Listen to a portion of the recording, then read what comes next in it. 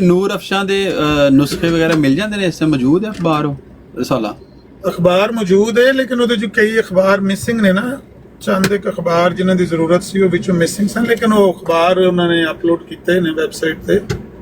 Telegram ਦਾ ਜਿਹੜਾ ਉਹਦੇ ਚ ਲਿੰਕ ਤੇ ਅਬੂ ਬਕਰ ਭਾਈ ਨੂੰ ਕਹੋ। ਮੈਨੂੰ ਨਾ ਉਹ ਹੋ ਗਿਆ, ਯਾਦ ਆਇਆ, ਮੈਂ ਕੱਲ ਜਿਹੜਾ ਤੁਹਾਡੇ ਕੋਲ ਪੁੱਛਿਆ ਸੀ ਨਾ, ਉਹ ਗੱਲ ਇਸ ਤਰ੍ਹਾਂ ਸੀ ਕਿ ਉਹ ਮਿਰਜ਼ਾ ਸਾਹਿਬ ਨੇ ਚੈਲੰਜ ਕੀਤਾ ਸੀ ਕ੍ਰਿਸਚੀਅਨਸ ਨੂੰ, ਤੇ ਸੌਰੀ ਉਹਨਾਂ ਨੇ ਚੈਲੰਜ ਕੀਤਾ ਸੀ ਮਿਰਜ਼ਾ ਸਾਹਿਬ ਨੂੰ ਕਿ ਜੀ ਤੁਸੀਂ ਐਡੇ ਇਲਾਮ ਕਰਦੇ ਹੋ, ਅਸੀਂ ਇੱਕ ਬੰਦ ਲਿਫਾਫੇ ਦੇ ਵਿੱਚ ਕੋਈ ਮਜ਼ਮੂਨ ਲਿਖ ਦਿੰਦੇ ਹਾਂ, ਤੁਸੀਂ ਉਹਦਾ ਉਨਵਾਨ ਦੱਸਣਾ ਹੈ ਕਿ ਕੀ ਅਸੀਂ ਲਿਖਿਆ, ਜੇ ਤੁਹਾਨੂੰ ਇਲਾਮ ਹੁੰਦੇ ਨੇ ਤੇ ਸਾਨੂੰ ਦੱਸੋ।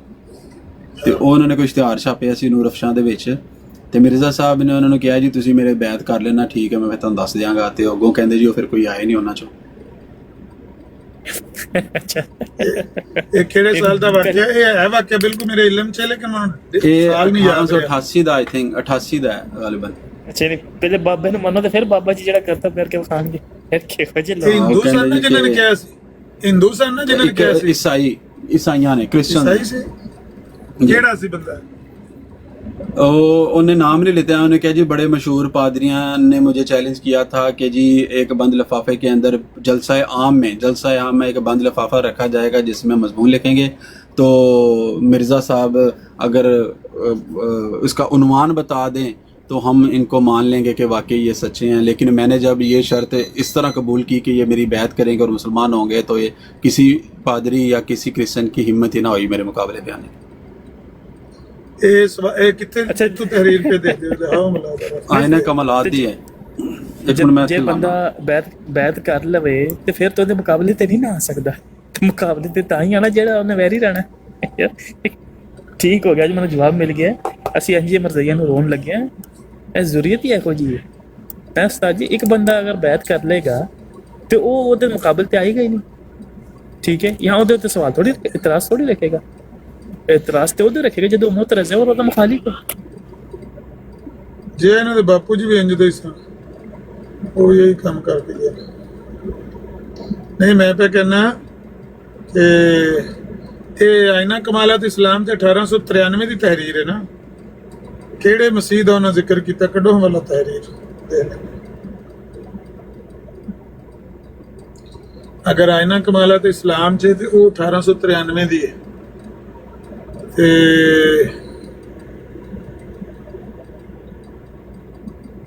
ਉਦੋਂ ਕ੍ਰਿਸਚਨਾਂ ਨਾਲ ਵੱਡਾ ਪੁੱਡਾ ਇਹਨਾਂ ਦਾ ਹੋ ਗਿਆ ਸੀ ਸ਼ੁਰੂ, ਲੇਕਿਨ ਪਹਿਲਾਂ ਜਿਹੜਾ ਉਹ ਸਿਰਫ ਹਿੰਦੂਆਂ ਨਾਲ ਹੀ ਮਸਲਾ ਸੀ। ਜਿਹੜਾ 1887-88 ਦੀ ਅਗਰ ਤਹਿਰੀਰ ਹੈ ਤਾਂ ਮੈਂ ਕਿਹਾ ਕਿਸੇ ਹਿੰਦੂ ਦੀ ਗੱਲ ਹੋਣੀ।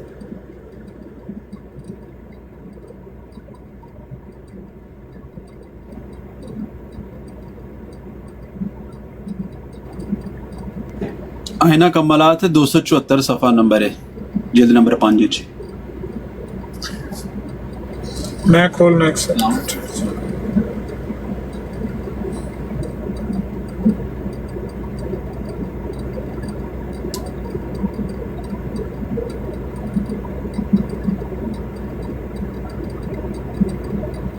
कुदरती 284 सफ़ा खुले तो किताब भी वही खुली है।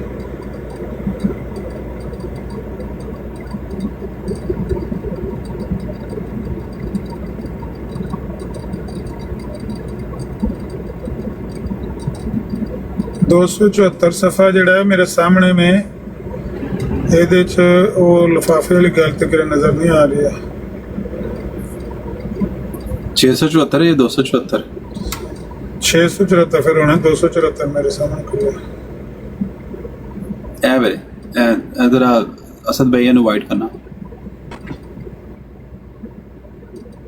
सफ़ा की है। 274 या 674? 674 तो किताब का ही सफ़ा नहीं ना है, वो तो ज़्यादा है। 274 है, सॉरी 284, सॉरी माय बैड।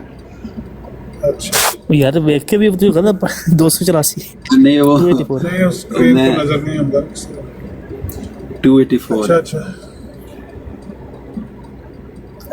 नूर अफशां में हम मिल के नूर अफशां में बाज़ पादरियों ने छपवाया था कि हम एक जलसा में एक लिफाफा बंद पेश करेंगे, इसका मजमून इल्हाम के जरिए से हमें बतलाया जाए। लेकिन जब हमारी तरफ से मुसलमान होने की शर्त से ये दरख्वास्त मंजूर हुई तो फिर पादरियों ने इस तरफ रुख भी न किया। पादरी लोग मुद्दत से इल्हाम पर मोहर लगा बैठे थे। अब जब मोहर टूटी और फैज़ रोल कुदस मुसलमानों पर साबित हुआ तो पादरियों के इत्काद की कलई खुल गई। लिहाजा ज़रूर था कि पादरियों को हमारे इल्हाम से दोहरा रंज होता। एक मोहर टूटने का दूसरे इल्हाम की नकल मकानी का सो नूर अफशा की सख्त ज़बानी का असल मौजूद वही रंज है जो ज़बोली दक की तरह लाइलाज है। ਹੁਣ ਇਹ ਜਿਹੜਾ ਉਹਨੇ ਬਗੈਰ ਹਵਾਲੇ ਤੋਂ ਇੱਕ ਗੱਲ ਕਰ ਦਿੱਤੀ ਹੈ ਨਾ, ਤੇ ਜੋ ਮੇਰੀ ਤਰਫੋਂ ਤੁਸੀਂ 1000 ਯੂਰੋ ਰੱਖਦੇ ਹੋ ਕਿ ਇਹ ਗੱਲ ਉਹਨੇ ਝੂਠ ਬੋਲਿਆ। ਕਦੇ ਵੀ ਇਹਨੇ ਕਿਸੇ ਦੀ ਗੱਲ ਨੂੰ ਸਹੀ ਕੋਟ ਨਹੀਂ ਕੀਤਾ। ਸਾਰੀਆਂ ਕਿਤਾਬਾਂ ਮੇਰੀਆਂ ਫਰੋਲ ਸੜੀਆਂ ਨੇ। ਬੇਸ਼ੱਕ ਤੁਸੀਂ ਮੇਰੀ ਤਰਫੋਂ 1000 ਰੁਪਇਆ ਰੱਖ ਦਿਓ ਸ਼ਰਤ, ਇਹ ਗੱਲ ਇਸ ਤਰ੍ਹਾਂ ਨਹੀਂ ਹੋ ਸਕਦੀ। ਅਗਰ ਹੋਏਗੀ ਵੀ ਕਿ ਨਾ ਤੇ ਉਹ ਦੋਵਾਂ ਨੇ ਗੱਲ ਹੋਏਗੀ, ਉਹਨੂੰ 16 ਨੇ ਬਣਾ ਕੇ ਪੇਸ਼ ਕਰਨਾ। ਲੱਭ ਜਾਏਗਾ ਹਵਾਲਾ ਨੂਰ ਅਫਸ਼ਾਂ ਚੋਂ।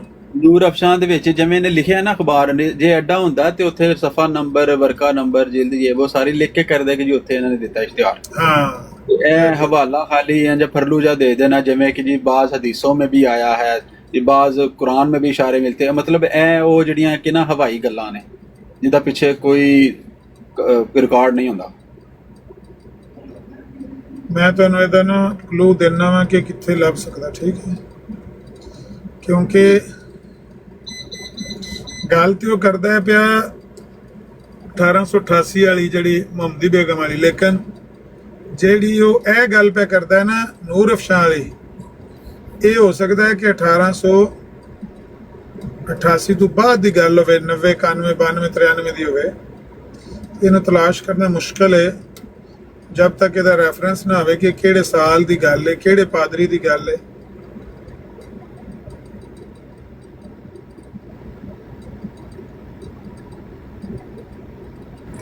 लेकिन एक गल मैं अगे भी कि देखी है, मौलवी नईम नूं एक मैं नाम दिओ, अब झोल च भी मेरा ख्याल है ਇਹਦਾ ਰੈਫਰੈਂਸ ਮਿਲ ਜਾਏਗਾ। ਕਿਉਂਕਿ ਅਗਰ ਇਹ ਗੱਲ ਕੋਈ ਜੀ ਮੇਰਾ ਖਿਆਲ ਸੀ ਕਿ ਜਿਹੜੇ ਕਾਦੀਅਨ ਦੇ ਸਨ ਨਾ ਹਿੰਦੂ, ਇਹ ਉਹਦਾ ਨਾਲ ਗੱਲ ਹੋਈ ਸੀ ਇਸ ਤਰ੍ਹਾਂ ਦੀ ਕੋਈ ਲੇਕਰਾਮ ਦੇ ਨਾਲ ਜੁੜੀ ਕੋਈ ਗੱਲ ਹੈ। ਲੇਕਿਨ ਇਹ ਗੱਲ ਜਿਹੜੀ ਹੈ ਇਹ ਨੂਰ ਅਫਸ਼ਾਂ ਦੇ ਹਵਾਲੇ ਨਾਲ ਪਿਆ ਕਰਦਾ ਹੈ ਤੇ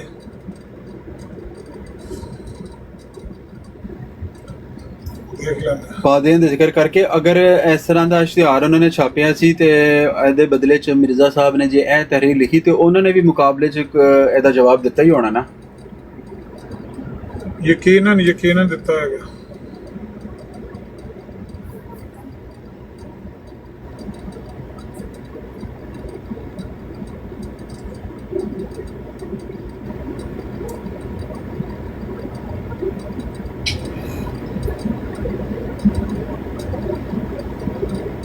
ਲੇਕਿਨ ਇਸ ਤਹਿਰੀਰ ਤੋਂ ਇਹ ਆਈਡੀਆ ਹੋ ਰਿਹਾ ਕਿ ਜਿਸ ਤਰ੍ਹਾਂ ਬਾਕੀ ਗੱਲਾਂ ਇਹਨਾਂ ਨੇ ਐਵੇਂ ਹਵਾ 'ਚ ਛਾਪਰ ਉਡਾਇਆ ਨਾ, ਤੇ ਇਹਦਾ ਕੋਈ ਸਿਰ ਪੈਰ ਕੋਈ ਨਹੀਂ ਐਵੇਂ ਗੱਲ ਕਰ ਦਿੱਤੀ।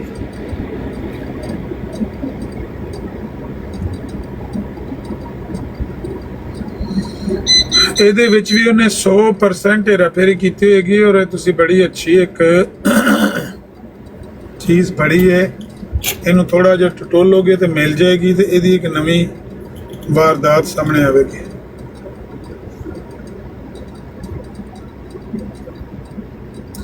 ਮੌਲਵੀ ਜ਼ਾਹਰ ਸੁਣ ਮੈਂ ਅੱਗੇ ਵੇਖੇ ਸੀ ਕਿਧਰ ਗਿਆ। ਉਹ ਇੱਥੇ ਸਨ ਮੈਂ ਹੁਣੇ ਉਹਦੇ ਬਜ਼ੁਰਗਾਂ ਵਾਂ ਤੇ ਮੈਂ ਅੱਜ ਦੁਆ ਕੀਤੀ ਹੈ ਬੜੀ ਦਬਾ ਕੇ, ਤੇ ਭਾਬੀਆਂ ਦੀ ਦੁਆ ਬੜੀ ਖਤਰਨਾਕ ਹੁੰਦੀ ਹੈ। ਮਾਸ਼ਾਅੱਲਾ ਮੈਂ 2-3 ਵਾਕਿਆਤ ਹੁੰਦੇ ਵੇਖੇ ਨੇ ਪਾਕਿਸਤਾਨ, ਤੇ ਸਾਡੀ ਮਸਜਿਦ ਰੋਲਾ ਪੈ ਗਿਆ ਸੀ। ਆਂਦੇ ਸੀ ਵੀ ਇਹ ਜਿਹਦੇ ਬਾਰੇ ਦੁਆ ਕਰਦੇ ਨੇ ਨਾ ਉਹ ਬੰਦਾ ਆਰ ਪਾਰ ਹੋ ਜਾਂਦਾ ਜਾਂ ਸਹੀ ਹੋ ਜਾਂਦਾ ਜਾਂ ਉਂਝ ਸਹੀ ਹੋ ਜਾਂਦਾ। ਤੇ ਮੈਂ ਕਿਹਾ ਬਜ਼ੁਰਗਾਂ ਦੇ ਕੋਲ ਰਵੀ, ਅੱਲਾ ਉਹਨਾਂ ਨੂੰ ਜ਼ਿੰਦਗੀ ਦੇਵੇ, ਅੱਲਾ ਉਹਨਾਂ ਨੂੰ ਜ਼ਿੰਦਗੀ ਦੇਵੇ। ਸਾਡੇ ਮਸਜਿਦ ਦੇ ਕਾਰੀ ਸਾਹਿਬ ਸਨ ਤੇ ਉਹ ਕਹਿਣ ਲੱਗੇ ਵੀ ਮੈਂ ਗਿਆ ਵਾਂ ਮੇਰੇ ਭਾਈ ਦੇ ਬੱਚਿਆਂ ਨੂੰ ਪੜ੍ਹਾਉਣ ਗਏ, ਤੇ ਕਹਿੰਦੇ ਬਈ ਉੱਥੇ ਉਹ ਫਲਾਣਾ ਬੰਦਾ, ਤੇ ਉਹ ਮੈਨੂੰ ਕਹਿੰਦਾ ਵੀ ਉਹਦੀ ਬੱਚੀ ਨਾ ਪਤਾ ਨਹੀਂ ਦਮ ਕਰਨਾ ਸੀ, ਬਿਮਾਰ ਸੀ, ਬੱਚੀ ਪੈਦਾ ਹੋਈ, ਛੋਟੀ ਬੱਚੀ ਸੀ, 9 ਮੌਲੂਦ ਬੱਚੀ ਸੀ। ਤੇ ਕਹਿੰਦੇ ਉਹ ਮੈਂ ਬੱਚਿਆਂ ਨੂੰ ਪੜ੍ਹਾਉਣ ਲੱਗਾ ਸੀ ਤੇ ਉਹ ਲੈ ਆਈ ਤੇ ਮੈਂ ਉਹਨੂੰ ਸੂਰਤ ਫਾਤਿਹਾ ਪੜ੍ਹ ਕੇ ਦਮ ਕਰ ਦਿੱਤਾ। ਤੇ ਕਹਿੰਦੇ ਦੂਜੇ ਦਿਨ ਸਵੇਰੇ ਉੱਠਿਆ ਤੇ ਸਰਗੀ ਮੈਂ ਅਜ਼ਾਨ ਦੇਣ ਲੱਗਾ ਤੇ ਉਹਨਾਂ ਨੇ ਮਸੀਤੇ ਅਜ਼ਾਨ ਐਲਾਨ ਪਿਆ ਹੁੰਦਾ ਸੀ, ਉਹਦਾ 3 ਵਜੇ ਜਨਾਜ਼ਾ ਹੈ। ਇਸੇ ਤਰ੍ਹਾਂ ਇੱਕ ਦੋ ਹੋਰ ਵਾਕਿਆ ਤੇ ਇਹਦੇ ਨਾਲ ਮਿਲਦੇ ਜੁਲਦੇ ਹੀ ਉੱਥੇ ਹੋਏ ਸਨ। ਤਾਂ ਮੈਂ ਨਾ ਦੁਆ ਤੇ ਮੈਂ ਉਹਨਾਂ ਤੇ ਬੜੀ ਕੀਤੀ ਹੈ, ਲੇਕਿਨ ਅੱਲਾਹ ਤਾਲਾ ਉਹਨਾਂ ਨੂੰ ਸਿਹਤ ਦੇਵੇ, ਉਹਨਾਂ ਨੂੰ ਆਣਾ ਵੀ ਹੁਣ ਬਜ਼ੁਰਗਾਂ ਦੇ ਫਿਰ ਕੋਲ ਰਵੇ। ਉਹ ਮੇਰੀ ਦੁਆ ਅੱਲਾਹ ਉਹਨਾਂ ਨੂੰ ਸਿਹਤ ਹੀ ਦੇਵੇ ਤੇ ਉਹਨਾਂ ਨੂੰ ਲੰਬੀ ਜ਼ਿੰਦਗੀ ਦੇ। ਉਹਨਾਂ ਦੀ ਤਾਂ ਉਮਰ ਹੀ ਹੈ ਕੋਈ ਨਹੀਂ, 60 ਸਾਲ ਤੇ ਕੋਈ ਉਮਰ ਹੀ ਨਹੀਂ ਹੁੰਦੀ। ਲੇਕਿਨ ਉਹ ਜਿਹੜੀ ਪੇ ਦੱਸਦੇ ਸਨ ਪ੍ਰੋਬਲਮ ਥੋੜੀ ਜਿਹੀ ਦੱਸੇ ਸਨ ਕਿ ਬਿਹਤਰ ਹੋ ਗਏ ਨੇ ਪਹਿਲੇ ਨਾਲੋਂ, ਠੀਕ ਨੇ। ਤੇ ਮੈਂ ਸਵੇਰ ਨਾ ਨਮਾਜ਼ ਤੋਂ ਬਾਅਦ ਜਿਹੜੀ ਦੁਆ ਮੰਗਣਾ ਆਪਣੇ ਵਾਲਿदैन ਵਾਸਤੇ, ਮੈਂ ਉਹਨਾਂ ਦੇ ਵਾਸਤੇ ਮੰਗਣ ਲੱਗਾ ਤੇ ਪਹਿਲਾਂ ਮੈਂ ਇਹਨਾਂ ਦੇ ਬਜ਼ੁਰਗਾਂ ਵਾਸਤੇ ਮੰਗੀ ਤੇ ਬੜੀ ਅੱਲਾਹ ਕੋਲੋਂ ਆਖਿਆ ਯਾ ਅੱਲਾਹ ਉਹਨਾਂ ਨੂੰ ਮਾਫ ਕਰ ਦਿਆ ਕਰ, ਉਹਨਾਂ ਕੋਲੋਂ ਕਿ ਜ਼ਿੰਦਗੀ ਦੇ ਵਿੱਚ ਗਲਤੀਆਂ ਖਤਾਵਾਂ ਹੋਈਆਂ ਨੇ ਤੇ ਉਹ ਮਾਫ ਕਰਨਾ ਹੈ, ਤੂੰ ਰਹਿਮ ਕਰਨਾ ਹੈ, ਰਹਿਮ ਕਰਨਾ ਹੈ। ਆਮੀਨ। ਹਰ ਬੰਦੇ ਕੋਲੋਂ ਗਲਤੀਆਂ ਯਕੀਨਨ ਜ਼ਿੰਦਗੀ ਦੇ ਵਿੱਚ ਹੁੰਦੀਆਂ ਨੇ। ਬੇਸ਼ੱਕ।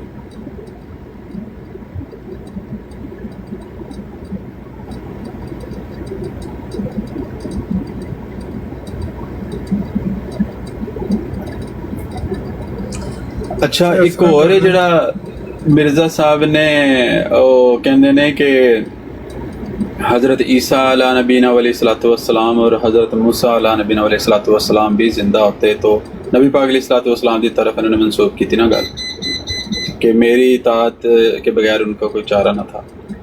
उन ऐसे ये भी उन्होंने हदीस की तरफ उन्होंने लाई है कि हदीसां दे विच आया ते ये ते वाज़े तौर ते इहदी दो जगह ते मैं इहदे हवाला पढ़िया है ते ਇਹਦੀ ਤਖਰੀਜ ਜਿਹੜੀ ਹੈ ਨਾ ਉਹਨਾਂ ਨੇ ਕਿਹਾ ਹੈ ਹਦੀਸ ਮਰਦੂਦ ਹੈ, ਇਹਦੀ ਅਸਲ ਮੌਜੂਦ ਨਹੀਂ। ਇਹ ਦੋ ਦਿਨ ਇੱਕ ਹਜ਼ਰਤ ਮੂਸਾ ਅਲੈਹਿਸਸਲਾਤੁ ਵਸਸਲਾਮ ਨਾਲ ਜਿਹੜਾ ਰੈਫਰੈਂਸ ਹੈ ਉਹ ਤੇ ਉਹਨਾਂ ਨੇ ਕਿਹਾ ਮਰਦੂਦ ਹੈ, ਤੇ ਜਿਹੜਾ ਕਿ ਹਜ਼ਰਤ ਈਸਾ ਅਲੈਹਿਸਸਲਾਤੁ ਵਸਸਲਾਮ ਦਾ ਜਿਹਦੇ ਵਿੱਚ ਜ਼ਿਕਰ ਹੈ ਉਹ ਉਹਨਾਂ ਨੇ ਕਿਹਾ ਹੈ ਕਿ ਇਹ ਤੇ ਹੈ ਹੀ ਨਹੀਂ ਨਾ, ਇਹਦਾ ਕੋਈ ਇਹ ਅਸਲ ਇਹ ਹੈ ਹੀ ਨਹੀਂ, ਇਹਦਾ ਕੋਈ ਰੈਫਰੈਂਸ ਨਹੀਂ ਹੈ, ਇਹਦੀ ਸੰਦ ਨਹੀਂ ਮਿਲਦੀ।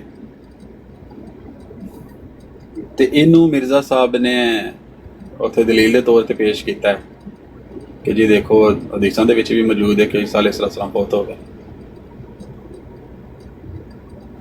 ਮੈਂ ਕਿਹਾ ਫਰਵਰੀ 1893 ਚ ਛਪੀ ਹੈ ਆਇਨਾ ਕਮਾਲਾਤ ਇਸਲਾਮ ਜੀ। ਤੁਸੀਂ ਮਾਰਚ ਦਾ ਨੂਰ ਅਫਸ਼ਾਂ ਖੋਲ ਕੇ ਵੇਖੋਗੇ ਨਾ 1893 ਦਾ, ਜੀ ਤੇ ਮੁਮਕਿਨ ਹੈ ਕਿ ਕੋਈ ਖਾਰਕ ਆਦਤ ਨਿਸ਼ਾਨ ਹੋ ਜਾਏ ਤੇ ਕੋਈ ਰੈਫਰੈਂਸ ਮਿਲ ਜੇ ਉਹਨਾਂ ਦਾ ਕ੍ਰਿਸ਼ਨ ਦੀ ਤਰਫ।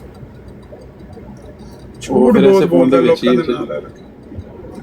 ਲੋਕਾਂ ਦਾ ਨਾਂ ਲੈ ਕੇ ਨਾ ਇਹਨੇ ਤਹਿਰੀਰਾਂ ਦੇ ਵਿੱਚ ਸਭ ਦੀ ਤਰਫ ਝੂਠ ਮਨਸੂਬ ਕੀਤਾ। ਫਲਾਣੇ ਨੇ ਮੈਨੂੰ ਇੰਝ ਆਖਿਆ ਤੇ ਮੈਂ ਇੰਨਿਆਂ ਬੰਦਿਆਂ ਦੇ ਸਾਹਮਣੇ ਉਹਨੂੰ ਇੰਝ ਜਵਾਬ ਦਿੱਤਾ, ਉਹ ਲਾਜਵਾਬ ਹੋ ਗਿਆ, ਉਹ ਬੋਲ ਨਾ ਸਕਿਆ।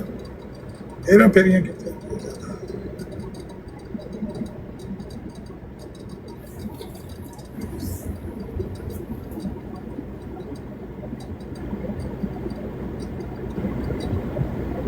ਮੁਨਾਜ਼ਰੇ ਦੀ ਤਿਆਰੀ ਕਿਸ ਤਰ੍ਹਾਂ ਉਸਤਾਦ ਜੀ ਫਿਰ ਕਹਿੰਦੀ ਤੇ ਮੈਂ ਕਿਹਾ ਫਿਰ ਕਹਿੰਦੀ ਵੀ ਮੁਨਾਜ਼ਰੇ ਦੀ ਤਿਆਰੀ ਕਿਸ ਤਰ੍ਹਾਂ? ਕਿਸ ਦਿਨ ਮੁਨਾਜ਼ਰਾ? ਇਹ ਦਿਨ ਨਹੀਂ ਤਾਂ ਅੱਛਾ, ਇਹ ਜਿਹੜਾ ਨਾ ਉਰਦੂ ਹਿੱਸਾ ਜਿਹੜੀ ਤੁਸੀਂ ਤਹਿਰੀਰ ਪੜ੍ਹੀ ਹੈ ਇਹ 1892 ਚ ਲਿਖਿਆ ਗਿਆ ਤੇ ਜਿਹੜਾ ਬਾਅਦ ਵਾਲਾ ਹਿੱਸਾ ਨਾ ਅਰਬੀ ਇਹ 1893 ਦੇ ਫਰਵਰੀ ਚ ਲਿਖਿਆ ਗਿਆ। ਇਹ ਕਿਤਾਬ ਪੂਰੀ ਫਰਵਰੀ ਜਾ ਕੇ ਛਪੀ ਤੇ ਤੁਸੀਂ ਅਗਰ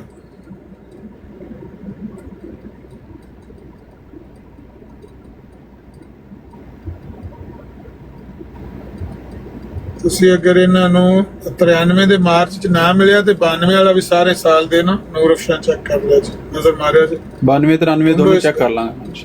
ਹਾਂ, ਫਲਾਸ਼ ਕਰਨ ਚ ਕੀ ਹੋ ਜਾਏਗਾ, ਮੋਟੀ ਮੋਟੀ ਨਜ਼ਰ ਮਾਰੀਏ ਤੇ ਬੜੇ ਬੜੀ ਕੋਸ਼ਿਸ਼ ਕਰੀਏ ਤੇ ਮਿਲ ਜਾਂਦੀਆਂ ਨੇ ਇਹੋ ਜਿਹੀਆਂ ਚੀਜ਼ਾਂ। ਮੈਂ ਅਗਲੇ ਦਿਨ ਨਈਮ ਭਾਈ ਨੂੰ ਵੀ ਇਹ ਆਖਿਆ ਸੀ ਕਿ ਉਹ ਜਿਹੜੇ ਝੂਠ ਨੇ ਨਾ, ਜਿੰਨੇ 200 ਝੂਠਾਂ ਦੀ ਫਹਿਰਿਸਤ ਹੈ, ਉਹ ਮਰਜ਼ਈਆਂ ਨੇ ਡਕਾਰ ਮਾਰ ਸੜੇ ਨੇ। ਇਹਨਾਂ ਨੂੰ ਨਵੇਂ ਝੂਠ ਇਹਨਾਂ ਦੇ ਮੂੰਹ ਦੇ ਉੱਤੇ ਲਿਪੋ। ਕਿਤਾਬਾਂ ਸਾਰੇ ਝੂਠ ਹੀ ਝੂਠ ਨੇ। ਅਸੀਂ ਵੀ ਸਾਡੇ ਵੀ ਜਿਹੜੇ ਬੰਦੇ ਆਲਕੀ ਨੇ ਨਾ, ਉਹ ਹੋਰ ਆਪ ਨਹੀਂ ਕੁਝ ਕਰਨਾ ਚਾਹੁੰਦੇ, ਆਪਣੇ ਹੱਥੀਂ ਕੁਝ ਨਹੀਂ ਕਰਨਾ ਚਾਹੁੰਦੇ। ਆਂਦੇ ਨੇ ਉਹ ਖਤਮੇ ਨਬੂਵਤ ਵਾਲਿਆਂ ਦੀ ਕਿਤਾਬ ਖੋਲੋ, ਉਹਦੇ ਵਿੱਚ ਝੂਠ ਲਿਖੇ ਨੇ, ਉਹਨਾਂ ਦੇ ਅੱਗੇ ਪੇਸ਼ ਕਰੋ। ਭਾਈ ਉਹ ਤੇ ਉਹਨਾਂ ਨੇ ਰੱਟੇ ਨੇ, ਤੇ ਉਹਨਾਂ ਪੰਚਰ ਵੀ ਤਿਆਰ ਕੀਤੇ ਨੇ। ਤੁਸੀਂ ਐਸੀ ਨਵੀਂ ਚੀਜ਼ ਰੱਖੋ ਕਿ ਮਰਜ਼ਾਈ ਨੇ ਅੱਗੇ ਸੁਣੀ ਨਾ ਹੋਵੇ, ਜ਼ਿਆਦਾ ਉੱਤੇ ਲਤੀਫਾ ਨਜ਼ਰ ਆਵੇਗਾ। ਬਹੁਤ ਜ਼ਿਆਦਾ ਟਾਈਮ ਦੀ ਕੀ ਕਹਿੰਦਾ ਜ਼ਰੂਰਤ ਹੁੰਦੀ ਹੈ, ਔਰ ਜਿੰਨਾ ਵਕਤ ਤੁਸੀਂ ਕਰ ਚੁੱਕੇ ਹੋ, ਤੁਹਾਨੂੰ ਲੱਗਦਾ ਕਿ ਨਿਊ ਜਨਰੇਸ਼ਨ ਉਹਨਾਂ ਦਿਲਚਸਪੀ ਰੱਖਦੀ ਹੈ। ਅੱਛਾ ਸੁਣਨ ਆਏ ਨੇ, ਵੇਖੋ 40-45 ਬੰਦੇ ਥੱਲੇ ਬੈਠੇ ਨੇ, ਉਸ ਖਾਲੀ ਤੁਹਾਨੂੰ ਸੁਣਨ ਆਏ ਨੇ, ਕਿਸੇ ਦੂਸਰੇ ਅਹਿਬਾਬ ਨੂੰ ਸੁਣਨ ਆਏ ਨੇ। ਕੋਸ਼ਿਸ਼ ਤਾਂ ਵੈਸੇ ਬਹੁਤ ਜ਼ਿਆਦਾ ਘੱਟ ਮਿਹਨਤ ਵਾਲੇ ਬੰਦੇ ਇੱਥੇ ਮੌਜੂਦ ਨੇ। ਇੱਕ ਦੋ ਬੰਦਾ ਹੈ ਵੇ, ਮੌਲਵੀ ਹੋ ਗਿਆ, ਸਿਕੰਦਰ ਮਿਰਜ਼ਾ ਹੋ ਗਿਆ, ਹੋਰ ਕੋ ਤੁਹਾਨੂੰ ਲੱਗਦਾ ਬੰਦਾ ਕੋਈ ਦਿਲਚਸਪੀ ਰੱਖਦਾ ਪੜ੍ਹਨ ਦੇ ਅੰਦਰ? ਸਹੀ ਕਹਿ ਰਹੇ ਹੋ ਤੁਸੀਂ ਕਿ ਮਿਹਨਤ ਕਰਨ ਵਾਲੇ ਬੰਦੇ ਤੇ ਬਿਲਕੁਲ ਚਾਹੁੰਦੇ ਕੀ ਹੁੰਦੇ ਨੇ, ਲੇਕਿਨ ਬਹਰਹਾਲ ਅਗਰ ਲੋਕ ਸਾਨੂੰ ਸੁਣਨ ਆਉਂਦੇ ਨੇ ਤੇ ਅਗਰ ਕਿਸੇ ਬੰਦੇ ਕੋਲ ਟਾਈਮ ਨਹੀਂ ਹੈ ਤੇ ਉਹ ਆਂਦਾ ਕਿ ਇੱਥੇ ਲੰਘਦਿਆਂ ਸੁਣ ਕੇ ਗੱਲ ਤੇ ਆਪਣੇ ਇਲਮ 'ਚ ਇਜ਼ਾਫਾ ਕਰ ਲਈਏ।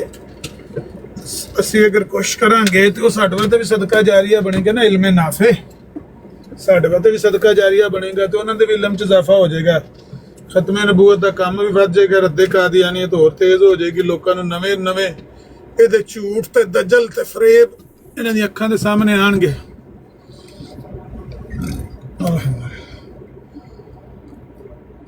ਇਹਦਾ ਹੀ ਨਾਮ ਹੈ ਨਾ। ਕੱਲ YouTube ਦੇ ਉੱਤੇ ਅਪਲੋਡ ਕੀਤੀ ਸੀ, ਆਈ ਥਿੰਕ ਤੁਹਾਡੀ ਕੱਲ ਹੀ ਗੁਫ਼ਤਗੂ ਹੋਈ ਹੈ ਜਾਂ ਅੱਜ ਸਵੇਰ ਗਾਲਿਬਨ ਹੋਈ ਹੈ, ਮਲਕ ਕੈਸਰ ਸਾਹਿਬ ਦੀ ਬਰਾਡ ਤੇ ਉਹ ਪਤਾ ਨਹੀਂ ਜ਼ੀਸ਼ਾਨ ਨਾਮ ਦਾ ਕੋਈ ਬੰਦਾ ਆਇਆ ਸੀ, ਜਿਹੜਾ ਜਾਤੇ ਹਿੱਸਾ ਤੇ ਵਫਾਤੇ ਹਿੱਸਾ ਤੇ ਗੱਲ ਕਰਨ ਆਇਆ ਸੀ, ਤੇ ਉਹ ਤੁਸੀਂ ਕਿਹਾ ਜੀ ਠੀਕ ਹੈ ਜੀ ਫੌਤ ਹੋ ਗਿਆ, ਅੱਗੇ ਕਰੋ, ਅਗਲੀ ਕੋਈ ਗੱਲ ਹੀ ਨਾ ਆਈ ਕਰਨੀ। ਹੁਣ ਇਹਨਾਂ ਨੂੰ ਵੀ ਇਹ ਪਤਾ ਨਹੀਂ ਜ਼ੋਮ ਹੈ ਜਾਂ ਆਪਣੇ ਆਪ 'ਚ ਇਹ ਖਿਆਲ ਕਰਦੇ ਨੇ ਕਿ ਪਤਾ ਨਹੀਂ ਮੁਸਲਮਾਨਾਂ ਦੀ ਇਹਨਾਂ ਦੇ ਨਾਲ ਲੜਾਈ ਜਾਂ ਮੁਖਾਲਫਤ ਇਹ ਵੇ ਕਿ ਅਸੀਂ ਹਜ਼ਰਤ ਈਸਾ अलैहिस्सलातु वस्सलाम ਨੂੰ ਵਫਾਤਸ਼ੁਦਾ ਮੰਨਦੇ ਹਾਂ, ਤੇ ਮੁਸਲਮਾਨ ਜਿਹੜਾ ਨਾ ਉਹ ਮੰਨਦੇ ਨੇ ਕਿ ਉਹਨਾਂ ਦੀ ਵਫਾਤ ਨਹੀਂ ਹੋਈ। ਤੇ ਬੇਸਿਕਲੀ ਇਹ ਆਪਣੇ ਆਪ ਨਾਲ ਹੀ ਦਜਲ ਫਰੇਬ ਕਰਦੇ ਨੇ ਕਿ ਸਾਡੀ ਇਹਨਾਂ ਨਾਲ ਤੇ ਇਹ ਲੜਾਈ ਹੈ ਹੀ ਨਹੀਂ। ਐਕਚੁਅਲੀ ਸਾਡੀ ਤੇ ਅਸਲ ਲੜਾਈ ਇਹ ਵੇ ਕਿ ਮਿਰਜ਼ਾ ਗੁਲਾਮ ਕਾਦੀਆਨੀ ਕਜ਼ਾਬ ਹੈ ਔਰ ਦਜਾਲ ਹੈ। ਇਹ ਮੌਜ਼ੂ ਹੈ, ਲੁਬੇ ਲਬਾਬ ਹੈ ਸਾਰੇ ਮਾਮਲੇ ਦਾ ਕਿ ਉਹ ਕਜ਼ਾਬ ਔਰ ਦਜਾਲ ਹੈ ਬਸ। ਬਾਕੀ ਉਹਨੂੰ ਦੋ ਮੰਨਣ ਨਾ ਮੰਨੋ ਜਾਂ ਨਾ ਮੰਨੋ, ਉਹਦੇ ਨਾਲ ਤੇ ਸਾਨੂੰ ਕੋਈ ਗਰਜ਼ ਹੀ ਨਹੀਂ ਹੈ ਨਾ। ਈਵਨ ਮੁਸਲਮਾਨਾਂ ਦੇ ਜਿਹੜੇ ਅਕਾਇਦ ਨਜ਼ਰੀਆਤ ਨੇ, ਉਹ ਮੁਸਲਮਾਨਾਂ ਨੂੰ ਕੋਈ ਜ਼ਰੂਰਤ ਨਹੀਂ ਕਿ ਇਹਨਾਂ ਨਾਲ ਡਿਸਕਸ ਕਰੇ। ਟੌਪਿਕ ਇਹਨਾਂ ਦੇ ਨਾਲ ਗੁਫ਼ਤਗੂ ਦਾ ਹਮੇਸ਼ਾ ਮੁਸਲਮਾਨਾਂ ਦਾ ਇਹ ਹੁੰਦਾ ਹੈ ਕਿ ਮਿਰਜ਼ਾ ਗੁਲਾਮ ਕਾਦੀਆਨੀ ਕਜ਼ਾਬ ਔਰ ਦਜਾਲ ਹੈ ਰਸੂਲੁल्लाह सल्लल्लाहु अलैहि वसल्लम ਦੇ ਹੁਕਮ ਦੇ ਮੁਤਾਬਿਕ। ਇਸ ਮੌਜੂ ਤੇ ਕੋਈ ਵੀ ਮਿਰਜ਼ਾਈ ਕਦੀ ਗੱਲ ਕਰਨ ਵਾਸਤੇ ਤਿਆਰ ਨਹੀਂ ਹੁੰਦਾ। ਲੇਕਿਨ ਜਿਹੜੇ ਸਾਡੇ ਕੁਝ ਦੋਸਤ ਐਸੇ ਨੇ, ਅੱਲਾਹ ਪਾਕ ਉਹਨਾਂ ਨੂੰ ਸਲਾਮਤ ਰੱਖੇ, ਉਹ ਕੁਰਾਨ ਪਾਕ ਦੀ ਆਇਤ ਰੱਖ ਕੇ ਤੇ ਕੁਰਾਨ ਪਾਕ ਦੇ ਉੱਤੇ ਇਤਨੇ ਵੱਡੇ ਇਤਨੇ ਲੰਬੇ ਦਲਾਇਲ ਔਰ ਇਤਨੀਆਂ ਗੱਲਾਂ ਕਰਨੀਆਂ ਕਿ ਕੁਰਾਨ ਪਾਕ ਕੀ ਕਹਿ ਰਿਹਾ ਤੇ ਕੀ ਨਹੀਂ ਕਹਿ ਰਿਹਾ। ਬਈ ਕੁਰਾਨ ਪਾਕ ਦੇ ਉੱਤੇ ਤੇ ਇਹਨਾਂ ਨਾਲ ਸਾਡਾ ਕੋਈ ਰੌਲਾ ਹੈ ਹੀ ਨਹੀਂ। ਵਫਾਤ ਜਾਂ ਹਜ਼ਾਤ ਦਾ ਤਾਂ ਸਾਡਾ ਇਹਨਾਂ ਨਾਲ ਮਾਮਲਾ, ਕਿਉਂਕਿ ਮਿਰਜ਼ਾ ਗੁਲਾਮ ਕਾਦੀਆਨੀ ਨੇ ਖੁਦ ਵੀ ਇਹੀ ਆਪਣੀ ਜਮਾਤ ਨੂੰ ਇਹ ਕਿਹਾ ਕਿ ਜੇ ਤੁਸੀਂ ਸੈਯਦ ਨੂੰ ਖਤਮ ਕਰਨਾ ਤੇ ਹਜ਼ਰਤ ਈਸਾ अलैहिस्सलातु वस्सलाम ਨੂੰ ਵਫਾਤਸ਼ੁਦਾ ਸਾਬਤ ਕਰ ਦਿਓ। ਵਾਲੇਕੁਮ ਸਲਾਮ।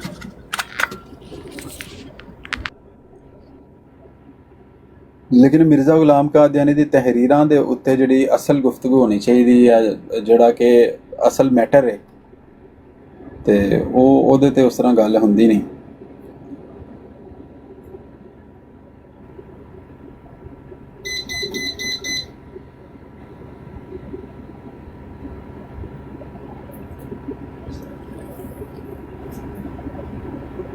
ਅੱਛਾ ਆਪ ਵੀ ਉੱਥੇ ਬੈਠੇ ਹੋਣਗੇ ਨਾ ਆਪਸ ਵਿੱਚ, ਜਿੰਨੇ ਵੀ ਹੈ ਮਿਰਜ਼ਾਈ ਨੇ ਆਪਣੀ ਬਰਾਡ ਦੇ ਉੱਤੇ ਵੀ, ਉੱਥੇ ਵੀ ਕੁਰਾਨ ਪਾਕ ਦੀ ਕੋਈ ਆਇਤ ਲੈ ਕੇ ਬਹਿ ਜਾਣਗੇ ਜਾਂ ਕੋਈ ਹਦੀਸ ਮੁਬਾਰਕਾ, ਉਹਦੇ ਉੱਤੇ ਉਹ ਦਜਲ, ਉਹ ਫਰਾਡ, ਉਹ ਦੋ ਨੰਬਰੀ ਕਰਨਗੇ ਕਿ ਉਹ ਜ਼ਮੀਨੋਂ ਆਸਮਾਨ ਦੇ ਕਲਾਬੇ ਮਿਲਾ ਦੇਣਗੇ। ਲੇਕਿਨ ਹਰਾਮ ਹੈ ਕਿ ਮਿਰਜ਼ਾ ਗੁਲਾਮ ਕਾਦੀਆਨੀ ਦੀ ਤਹਿਰੀਰ ਰੱਖ ਕੇ ਉਹ ਇੱਕ ਦੂਸਰੇ ਨੂੰ ਸਮਝਾਉਂਦੇ ਹੋ। ਉਹ ਕੱਲ ਤਹਿਰੀਰ ਰੱਖੀ ਸੀ ਨਾ ਅਮਰ ਭਾਈ ਨੇ ਹੁਸੈਨੀ ਸਾਹਿਬ ਦੀ ਬਰਾੜ ਦੇ ਉੱਤੇ, ਉਹਦੇ ਉੱਤੇ ਵੀ ਤੇ ਮਰਜ਼ਾਈ ਜੀ ਇਹ ਆਖਰਤ ਦੇ ਮਰਦਾਂ ਦੇ, ਹੁਣ ਉਹ ਹੁਸੈਨੀ ਸਾਹਿਬ ਤੁਹਾਨੂੰ ਪਤਾ ਹੈਗਾ ਜਿਵੇਂ ਉਹ ਗੱਲ ਕਰਦੇ ਨੇ ਉਹਦੇ ਉੱਤੇ ਹੀ ਫਿਰ ਬਕਵਾਸ ਕਰਨ ਲੱਗ ਪਏ ਕੁਰਾਨ ਕਰੀਮ ਦੀ ਆਇਤ ਉੱਤੇ ਹੀ ਜੀ। ਹਜ਼ਰਤ ਇਬਰਾਹੀਮ ਦੇ ਵੀ ਤੇ ਬਾਪ ਛੱਡਣਾ, ਹਜ਼ਰਤ ਯਾਨੀ ਕਿ ਅਬੂਲ ਕਾਸਮ, ਹਜ਼ਰਤ ਕਾਸਮ ਦੇ ਵੀ ਤੇ ਬਾਪ ਛੱਡਣਾ, ਉਹ ਕਿਸ ਤਰ੍ਹਾਂ ਹੋ ਸਕਦਾ? ਤੁਸੀਂ ਤਜ਼ਾਦ ਪੈਦਾ ਕਰ ਰਹੇ ਹੋ ਕੁਰਾਨ 'ਚ। ਐਸੀ ਬਕਵਾਸ ਨੇ, ਇਹਨਾਂ ਨੂੰ ਬੰਦਾ ਕੀ ਆਖੇ? ਨਹੀਂ, ਬੜੀ ਮੁਹਤਾਤ ਹੋ ਕੇ ਇਹਨਾਂ ਨਾਲ ਗੱਲ ਕਰਨੀ ਪੈਂਦੀ ਹੈ।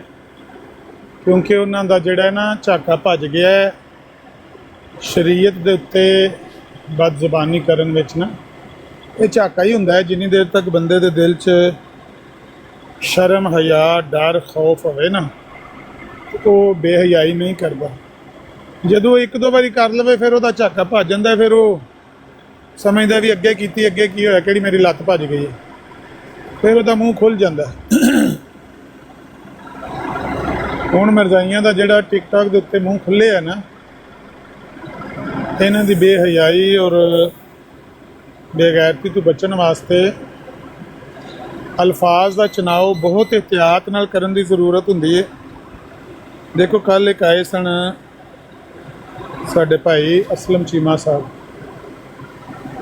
ਉਹ ਪੇ ਕਹਿੰਦੇ ਸਨ ਵੀ ਮੈਂ ਸੈਣੀ ਸਾਹਿਬ ਦੀ ਬਰਾੜ ਤੇ ਮੁਹੰਮਦੀ ਬੇਗਮ ਵਾਲੀ ਗੱਲ ਕਰ ਬੈਠਾ ਤੇ ਮੈਨੂੰ ਇਹਨਾਂ ਨੇ ਐਸਾ ਬੇਹਯਾਈ ਨਾਲ ਜਵਾਬ ਦਿੱਤਾ, ਨਬੀ अलैहिस्सलातु वस्सलाम ਦੀ ਸ਼ਾਨ ਵਿੱਚ ਐਸੀ ਗੁਸਤਾਖਾਨਾ ਗੁਫ਼ਤਗੂ ਇਹਨਾਂ ਨੇ ਕੀਤੀ ਕਿ ਮੈਂ ਸਾਰੀ ਰਾਤ ਸੋ ਨਹੀਂ ਸਕਿਆ।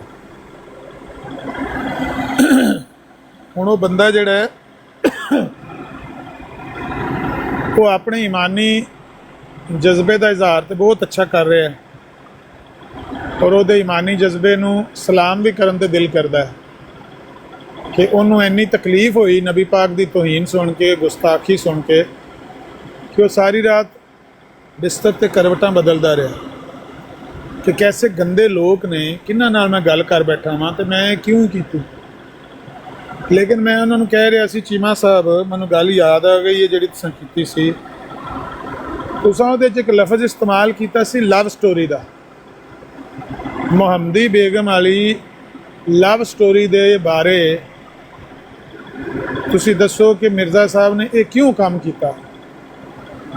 ਇਹ ਲਫ਼ਜ਼ ਉਹਨਾਂ ਨੂੰ ਨਾਗਵਾਰ ਗੁਜ਼ਰਿਆ ਲਵ ਸਟੋਰੀ ਦਾ, ਤੇ ਉਹਨਾਂ ਨੇ ਨਬੀ ਪਾਕ ਦੀ ਜ਼ਾਤ ਉੱਤੇ ਭੌਂਕਣਾ ਸ਼ੁਰੂ ਕਰ ਦਿੱਤਾ। ਹੁਣ ਇਹ ਜਿਹੜਾ ਲਫ਼ਜ਼ ਹੈ ਤੁਸੀਂ ਖੁਦ ਸੋਚੋ, ਅਸੀਂ ਇਹ ਲਫ਼ਜ਼ ਉਹਨਾਂ ਦੇ ਬਾਰੇ ਅਗਰ ਇਸਤੇਮਾਲ ਕਰਾਂਗੇ ਤੇ ਉਹਨਾਂ ਨੂੰ ਤਕਲੀਫ ਤੇ ਪਹੁੰਚੇਗੀ ਕਿਉਂਕਿ ਉਹ ਉਹਨੂੰ ਨਬੀ ਮੰਨੀ ਫਿਰਦੇ ਨੇ। ਉਹਦੇ ਬਾਅਦ ਉਹਨਾਂ ਦਾ ਝਾਕਾ ਵੀ ਭੱਜਿਆ ਹੈ, ਉਹ ਪੈ ਜਾਣਗੇ ਨਬੀ अलैहिस्सलातु वस्सलाम ਦੀ ਮਾਸੂਮ ਜ਼ਾਤ ਨੂੰ, ਉਹਨਾਂ ਦੇ ਭੌਂਕਣ ਸ਼ੁਰੂ ਹੋ ਜਾਣਗੇ। ਇਹਦਾ ਇਲਾਜ ਇੱਕੋ ਹੀ ਹੈ। ਉਹ ਕਹਿੰਦੇ ਮੈਂ ਕਈ ਦਿਨ ਹੋਏ ਬਰਾੜ ਤੇ ਨਹੀਂ ਮੁੜ ਕੇ ਆਇਆ। ਮੈਂ ਕਿਹਾ ਵੀ ਠੀਕ ਹੈ, ਤੁਹਾਡੀ ਇਸ ਗੱਲ ਨੂੰ ਮੈਂ ਸਲਾਮ ਕਰਨਾ, ਪਰ ਹੁਣ ਅੱਗੂ ਤੁਹਾਨੂੰ ਅਕਲ ਮੁੱਲ ਆ ਗਈ ਨਾ।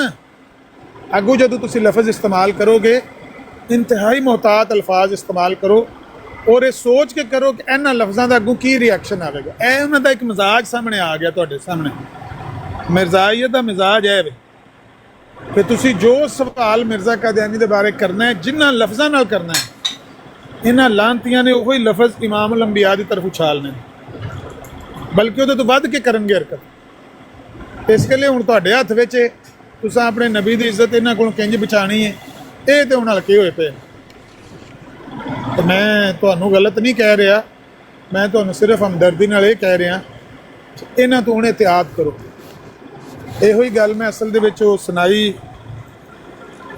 ਨੌ ਨੂੰ ਹੈ ਤੇ ਆਖੀ ਧੀ ਨੂੰ ਹੈ। ਇਹ ਮੈਂ ਜਿਹੜੇ ਤੁਸੀਂ ਬੰਦੇ ਬੈਠੇ ਹੋ ਨਾ ਇੱਥੇ, ਮਲਕ ਇਮਰਾਨ ਤੇ ਨਜਬ ਖਾਸ ਕਰਕੇ ਦੋਵੇਂ ਯੰਗ ਹੋ, ਤੁਹਾਨੂੰ ਵੀ ਮੈਂ ਅਸਲ ਦੇ ਵਿੱਚ ਇਹ ਗੱਲ ਚੀਮਾ ਸਾਹਿਬ ਦੀ ਸੁਣਾ ਕੇ ਇਹ ਨਸੀਹਤ ਕਰ ਰਿਹਾ ਕਿ ਜਦੋਂ ਤੁਸੀਂ ਇਹਨਾਂ ਨਾਲ ਗੱਲ ਕਰੋ ਨਾ, ਅਲਫਾਜ਼ ਇਸਤੇਮਾਲ ਕਰਨ ਤੋਂ ਪਹਿਲਾਂ ਸੋਚ ਲਓ ਕਿ ਉਹੀ ਲਫ਼ਜ਼ ਉਹਨਾਂ ਤੁਹਾਡੇ ਨਬੀ ਦੇ ਬਾਰੇ ਇਸਤੇਮਾਲ ਕਰਨੇ ਨੇ, ਤੇ ਬੜੀ ਇhtiyਾਤ ਨਾਲ ਲਫ਼ਜ਼ ਇਸਤੇਮਾਲ ਕਰੋ। ਥੋੜੀ ਗੱਲ ਕਰ ਲਓ, ਟੂ ਦੀ ਪੁਆਇੰਟ ਗੱਲ ਕਰ ਲਓ, ਲੇਕਿਨ ਕੋਈ ਸਖਤ ਲਫ਼ਜ਼ ਐਸਾ ਨਾ ਬੋਲੋ ਜਿਹਦਾ ਇਹ ਰਿਐਕਸ਼ਨ ਆਵੇ, ਉਹ ਸਿੱਧਾ ਨਬੀ ਪਾਕ ਦੇ ਉੱਤੇ ਭੌਂਕਣ ਤੇ ਤੁਹਾਡੇ ਦਿਲ ਨੂੰ, ਤੁਹਾਡੇ ਈਮਾਨ ਨੂੰ ਫਿਰ ਠੇਸ ਪਹੁੰਚੇ ਤੇ ਤੁਸੀਂ ਸਾਰੀ ਰਾਤ ਸੋ ਨਾ ਸਕੋ। ਆਪਣੇ ਨਬੀ ਦੀ ਇੱਜ਼ਤ ਬਚਾਓ ਇਹਨਾਂ ਦੇ ਹੱਥੋਂ। ਇਹਨਾਂ ਦਾ ਹੁਣ ਝਾਕਾ ਭੱਜ ਗਿਆ, ਇਹਨਾਂ ਨੂੰ ਹੁਣ ਕੋਈ ਨਹੀਂ ਰੋਕ ਸਕਦਾ। ਅੱਲਾਹ ਤੋਂ ਇਲਾਵਾ ਇਹਨਾਂ ਨੂੰ ਕੋਈ ਪਤਾ ਨਹੀਂ ਪਾ ਸਕਦਾ। ਜੀ ਜੀ ਹਲਕੇ ਕੁੱਤੇ ਦੀ ਤਰ੍ਹਾਂ ਜੀ, ਬਿਲਕੁਲ ਹਲਕੇ ਕੁੱਤੇ ਯਾਰ, ਇੰਜ ਪੈਣ ਲੱਗੇ ਨੇ ਜਿਸ ਤਰ੍ਹਾਂ। ਅਮਰ ਭਾਈ ਮੈਂ ਇਸੇ ਵਜ੍ਹਾ ਤੋਂ ਪਿੱਛੇ ਹਟਿਆ ਵਾਂ ਗੱਲਬਾਤ ਕਰਨ। ਮੈਂ ਆਪਣੇ ਆਪ ਨੂੰ ਪ੍ਰਿਪੇਅਰ ਕਰਨ ਦੀ ਕੋਸ਼ਿਸ਼ ਕਰ ਰਿਹਾ, ਜਿਹੜੀਆਂ ਮੇਰੇ 'ਚ ਗਲਤੀਆਂ ਨੇ ਉਹਨਾਂ ਨੂੰ ਮੈਂ ਸੁਣ ਕੇ ਸਵਾਲ ਕਰਕੇ ਦੂਰ ਕਰਨ ਦੀ ਕੋਸ਼ਿਸ਼ ਕਰ ਰਿਹਾ। ਤੁਸੀਂ ਮੈਨੂੰ ਵੇਖਿਆ ਹੋਣਾ ਕਿ ਮੈਂ ਕਿਸੇ ਦੇ ਨਾਲ ਐਡੀ ਮਰਜ਼ਈ ਦੇ ਨਾਲ ਖਾਸ ਤੌਰ ਤੇ ਮੈਂ ਵੱਧ ਕੇ ਸਵਾਲ ਜਵਾਬ, ਈਵਨ ਕਿ ਜਿਹਦੇ ਉੱਤੇ ਮੈਨੂੰ ਗ੍ਰਿਫਤ ਮੈਂ ਕੋਸ਼ਿਸ਼ ਕਰ ਰਿਹਾ ਕਿ ਉਹਦੇ ਉੱਤੇ ਹੀ ਮੈਨੂੰ ਗ੍ਰਿਫਤ ਹੋ ਜੇ, ਉਸ ਸਵਾਲ ਦੇ ਉੱਤੇ ਹੀ ਕਿ ਮੈਂ ਉਸ ਨੂੰ ਅੱਛੇ ਤਰੀਕੇ ਦੇ ਨਾਲ ਪੇਸ਼ ਕਰ ਸਕਾਂ ਔਰ ਉਸ ਦੀ ਪੂਰੀ ਦਲੀਲ ਕਾਇਮ ਕਰਾਂ। ਪੂਰੀ ਦਲੀਲ ਮੇਰੇ ਹੱਥ ਵਿੱਚ ਹੋਵੇ ਤਾਂ ਕਿ ਉਹ ਕਿਸੇ ਪਾਸੇ ਨਿਕਲ ਨਾ ਸਕੇ ਔਰ ਅੱਛੇ ਤਰੀਕੇ ਦੇ ਨਾਲ ਉਹਨੂੰ ਮੈਂ ਤਾਂ ਕਿ ਉਹ ਗੱਲ ਨੂੰ ਫੇਰ ਨਾ ਸਕੇ। ਮੇਰੇ ਅਲਫਾਜ਼ ਦਾ ਚੁਣਾਵ, ਮੇਰੀ ਸਮਝ ਬੂਝ, ਮੈਂ ਉਹਦੇ ਤੇ ਆਪਣੀ ਕੋਸ਼ਿਸ਼ ਕਰ ਰਿਹਾ। ਪੜ੍ਹਨਾ ਤੇ ਇੱਕ ਅਲੱਗ ਗੱਲ ਹੈ, ਲੇਕਿਨ ਇਸ ਆਪਣੇ ਜ਼ਿਹਨ ਨੂੰ ਪ੍ਰਪੇਅਰ ਕਰਨਾ ਇਹ ਸਭ ਤੋਂ ਜ਼ਰੂਰੀ ਹੈ।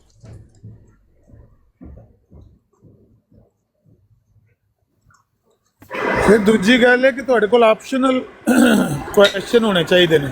ਆਪਸ਼ਨਲ ਕੁਐਸਚਨ ਕਈ ਬੰਦੇ ਜੋ ਬਿਲਕੁਲ ਹੀ ਆਮ ਤਾਂ ਵੈਸੇ ਸਾਰੇ ਹੀ ਮਰਜ਼ਾਈ ਹੈ, ਉਹਨਾਂ ਦਾ ਅਸੂਲ ਹੀ ਇਹ ਵੇ, ਲੇਕਿਨ ਕਈ ਉਹ ਨੇ ਜਿਹੜੇ ਬਿਲਕੁਲ ਹੀ ਹਲਕੇ ਕੁੱਤੇ ਹਾਰ ਹੋਏ ਪਏ ਨੇ ਨਾ। ਕਈ ਥੋੜ੍ਹਾ ਜਿਹਾ ਉਹਨਾਂ ਤੋਂ ਉਮੀਦ ਹੁੰਦੀ ਹੈ ਕਿ ਵੀ ਸ਼ਾਇਦ ਉਹ ਇਹੋ ਜਿਹਾ ਲਫ਼ਜ਼ ਨੂੰ ਇਸਤੇਮਾਲ ਨਹੀਂ ਕਰਨ ਲੱਗੇ। ਕਿਹੜੇ ਬੰਦੇ ਨਾਲ ਕਿਹੜਾ ਸਵਾਲ ਕੀਤਾ ਜਾ ਸਕਦਾ ਹੈ ਤੇ ਕਿਹੜੇ ਨਾਲ ਕਿਹੜਾ ਨਹੀਂ ਕੀਤਾ ਜਾ ਸਕਦਾ, ਇਹ ਵੀ ਤੁਹਾਨੂੰ ਸੋਚਣਾ ਚਾਹੀਦਾ। ਤੇ ਸਵਾਲ ਸਿਰਫ ਇੱਕ ਹੀ ਲੈ ਕੇ, ਇਹ ਕੌਣ ਹੈ ਜੀ? ਮਾਈਕ ਖੁੱਲ੍ਹਾ ਇਹਨਾਂ ਦਾ, ਮੈਪ ਸਾਹਿਬ ਕੌਣ ਨੇ? ਸ਼ੋਰ ਆਉਣ ਲੱਗੇ ਵਿੱਚ। ਮੈਪ ਸਾਹਿਬ ਬੋਲੋਗੇ? ਦੱਸ ਦਿਓ ਆਪਣਾ ਤਾਰਫ ਕਰਾ ਦਿਓ। ਇੱਕ ਹੀ ਸਵਾਲ ਲੈ ਕੇ ਉਹਨੂੰ ਬੰਦਾ ਬਾਰ-ਬਾਰ ਜਗ੍ਹਾ ਪਿਆ ਰਗੜੇ ਤੇ ਉਹਦਾ ਵੀ ਵਜ਼ਨ ਹਲਕਾ ਹੋ ਜਾਂਦਾ ਨਾ। ਸਵਾਲ ਤੁਹਾਡੇ ਜ਼ਿਹਨ ਦੇ ਵਿੱਚ ਇੱਕ ਤੋਂ ਜ਼ਿਆਦਾ ਹੋਣੇ ਚਾਹੀਦੇ ਨੇ। ਕੱਲ ਵੀ ਮੈਂ ਥੋੜ੍ਹਾ ਜਿਹਾ ਗੁੱਸੇ 'ਚ ਜ਼ਿਆਦਾ ਸਖਤ ਲਫ਼ਜ਼ ਬੋਲ ਗਿਆ ਆਪਣੇ ਭਾਈਆਂ ਨੂੰ। ਉਹ ਇੱਥੇ ਆਇਆ ਸੀ ਮਿਰਜ਼ਾਈ ਇੱਕ, ਤੇ ਇਹ ਹਲਕੀ ਫੁਲਕੀ ਉਹਦੇ ਨਾਲ ਨਾ ਮੌਸਮ ਦੀ ਗੱਲ ਕਰਨ ਲੱਗੇ, ਤੇ ਮੈਂ ਸਭ ਬਿਜ਼ੀ ਕਰੇ ਤੇ ਮੈਂ ਆਇਆ ਤੇ ਮੈਂ ਵੀ ਫਿਰ ਇਹਨਾਂ ਨੂੰ ਨਾ ਇੰਝ ਹੀ ਢਾਹ ਲਿਆ ਦਵਾਂ ਤਰਵਾਂ ਨੂੰ ਫੜ ਕੇ। ਮੈਂ ਕਿਹਾ ਵੀ ਮਿਰਜ਼ਾਈ ਆਇਆ ਸੀ ਤੇ ਤੁਸੀਂ ਉਹਦੇ ਨਾਲ ਮੌਸਮ ਦੀਆਂ ਗੱਲਾਂ ਕਰਦੇ ਰਹੇ ਹੋ। ਬਾਹਰ ਸਵਾਲ ਉਹ ਖਤਮੇ ਨਬੂਵਤ ਦਾ ਸਹੀ ਕੰਮ ਕਰ ਰਿਹਾ ਹੈ ਜਿਹਨੇ ਮਿਰਜ਼ਾਈਆਂ ਦੀਆਂ ਕਿਤਾਬਾਂ ਦੇ ਵਿੱਚੋਂ ਝੂਠ, ਦਜਲ, ਹੇਰਾ ਫੇਰੀਆਂ, ਝੂਠੀਆਂ ਪੇਸ਼ਗੋਈਆਂ, ਮੱਕਰ, ਫਰੇਬ, ਤਜ਼ਾਦਾਤ, ਲਹਿਦਾ ਲਿਸਟ ਬਣੀ ਹੋਵੇ। ਇਹ ਸਵਾਲ ਕਰਨਾ ਹੈ, ਇਹ ਬੰਦਾ ਇਹੋ ਜਿਹਾ ਲੱਭ ਗਿਆ ਤੇ ਉਹਦੇ ਨਾਲ ਇਹ ਸਵਾਲ ਕਰਨਾ ਹੈ, ਇਹੋ ਜਿਹਾ ਬੰਦਾ ਲੱਭ ਗਿਆ ਤੇ ਉਹਦੇ ਨਾਲ ਇਹ ਸਵਾਲ ਕਰਨਾ ਹੈ।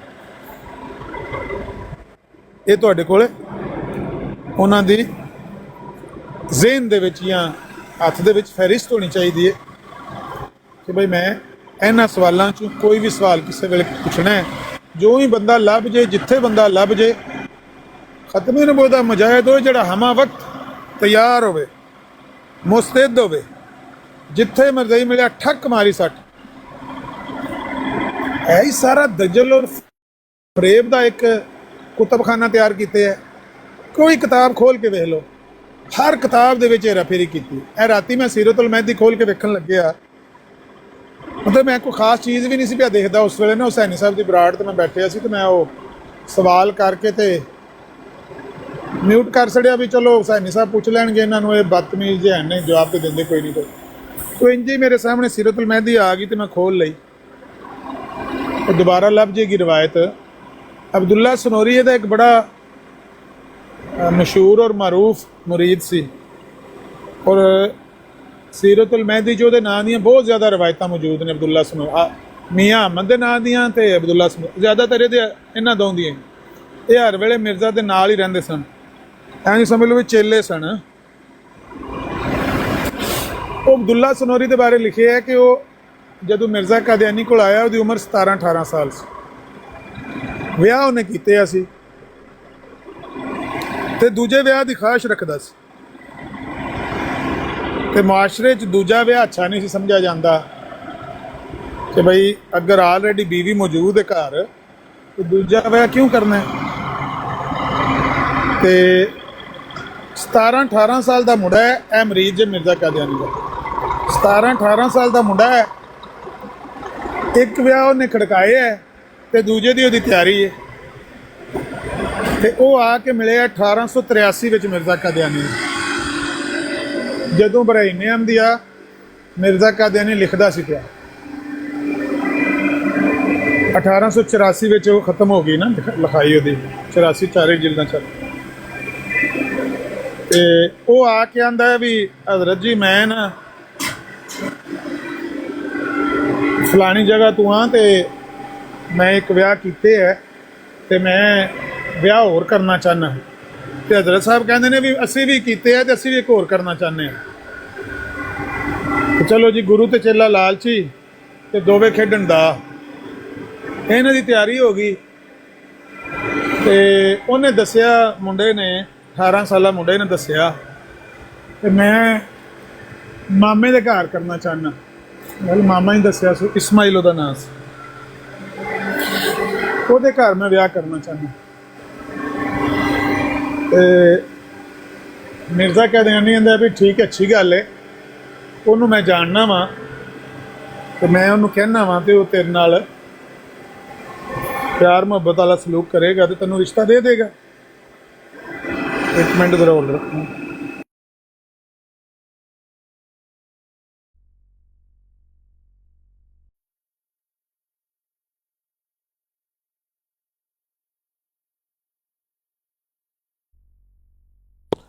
असद असद असद मौजूद हैं?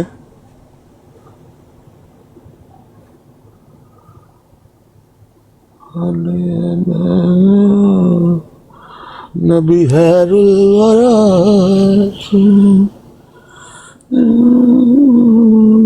हुसैन दे हती जाया मना ते हवाया सिया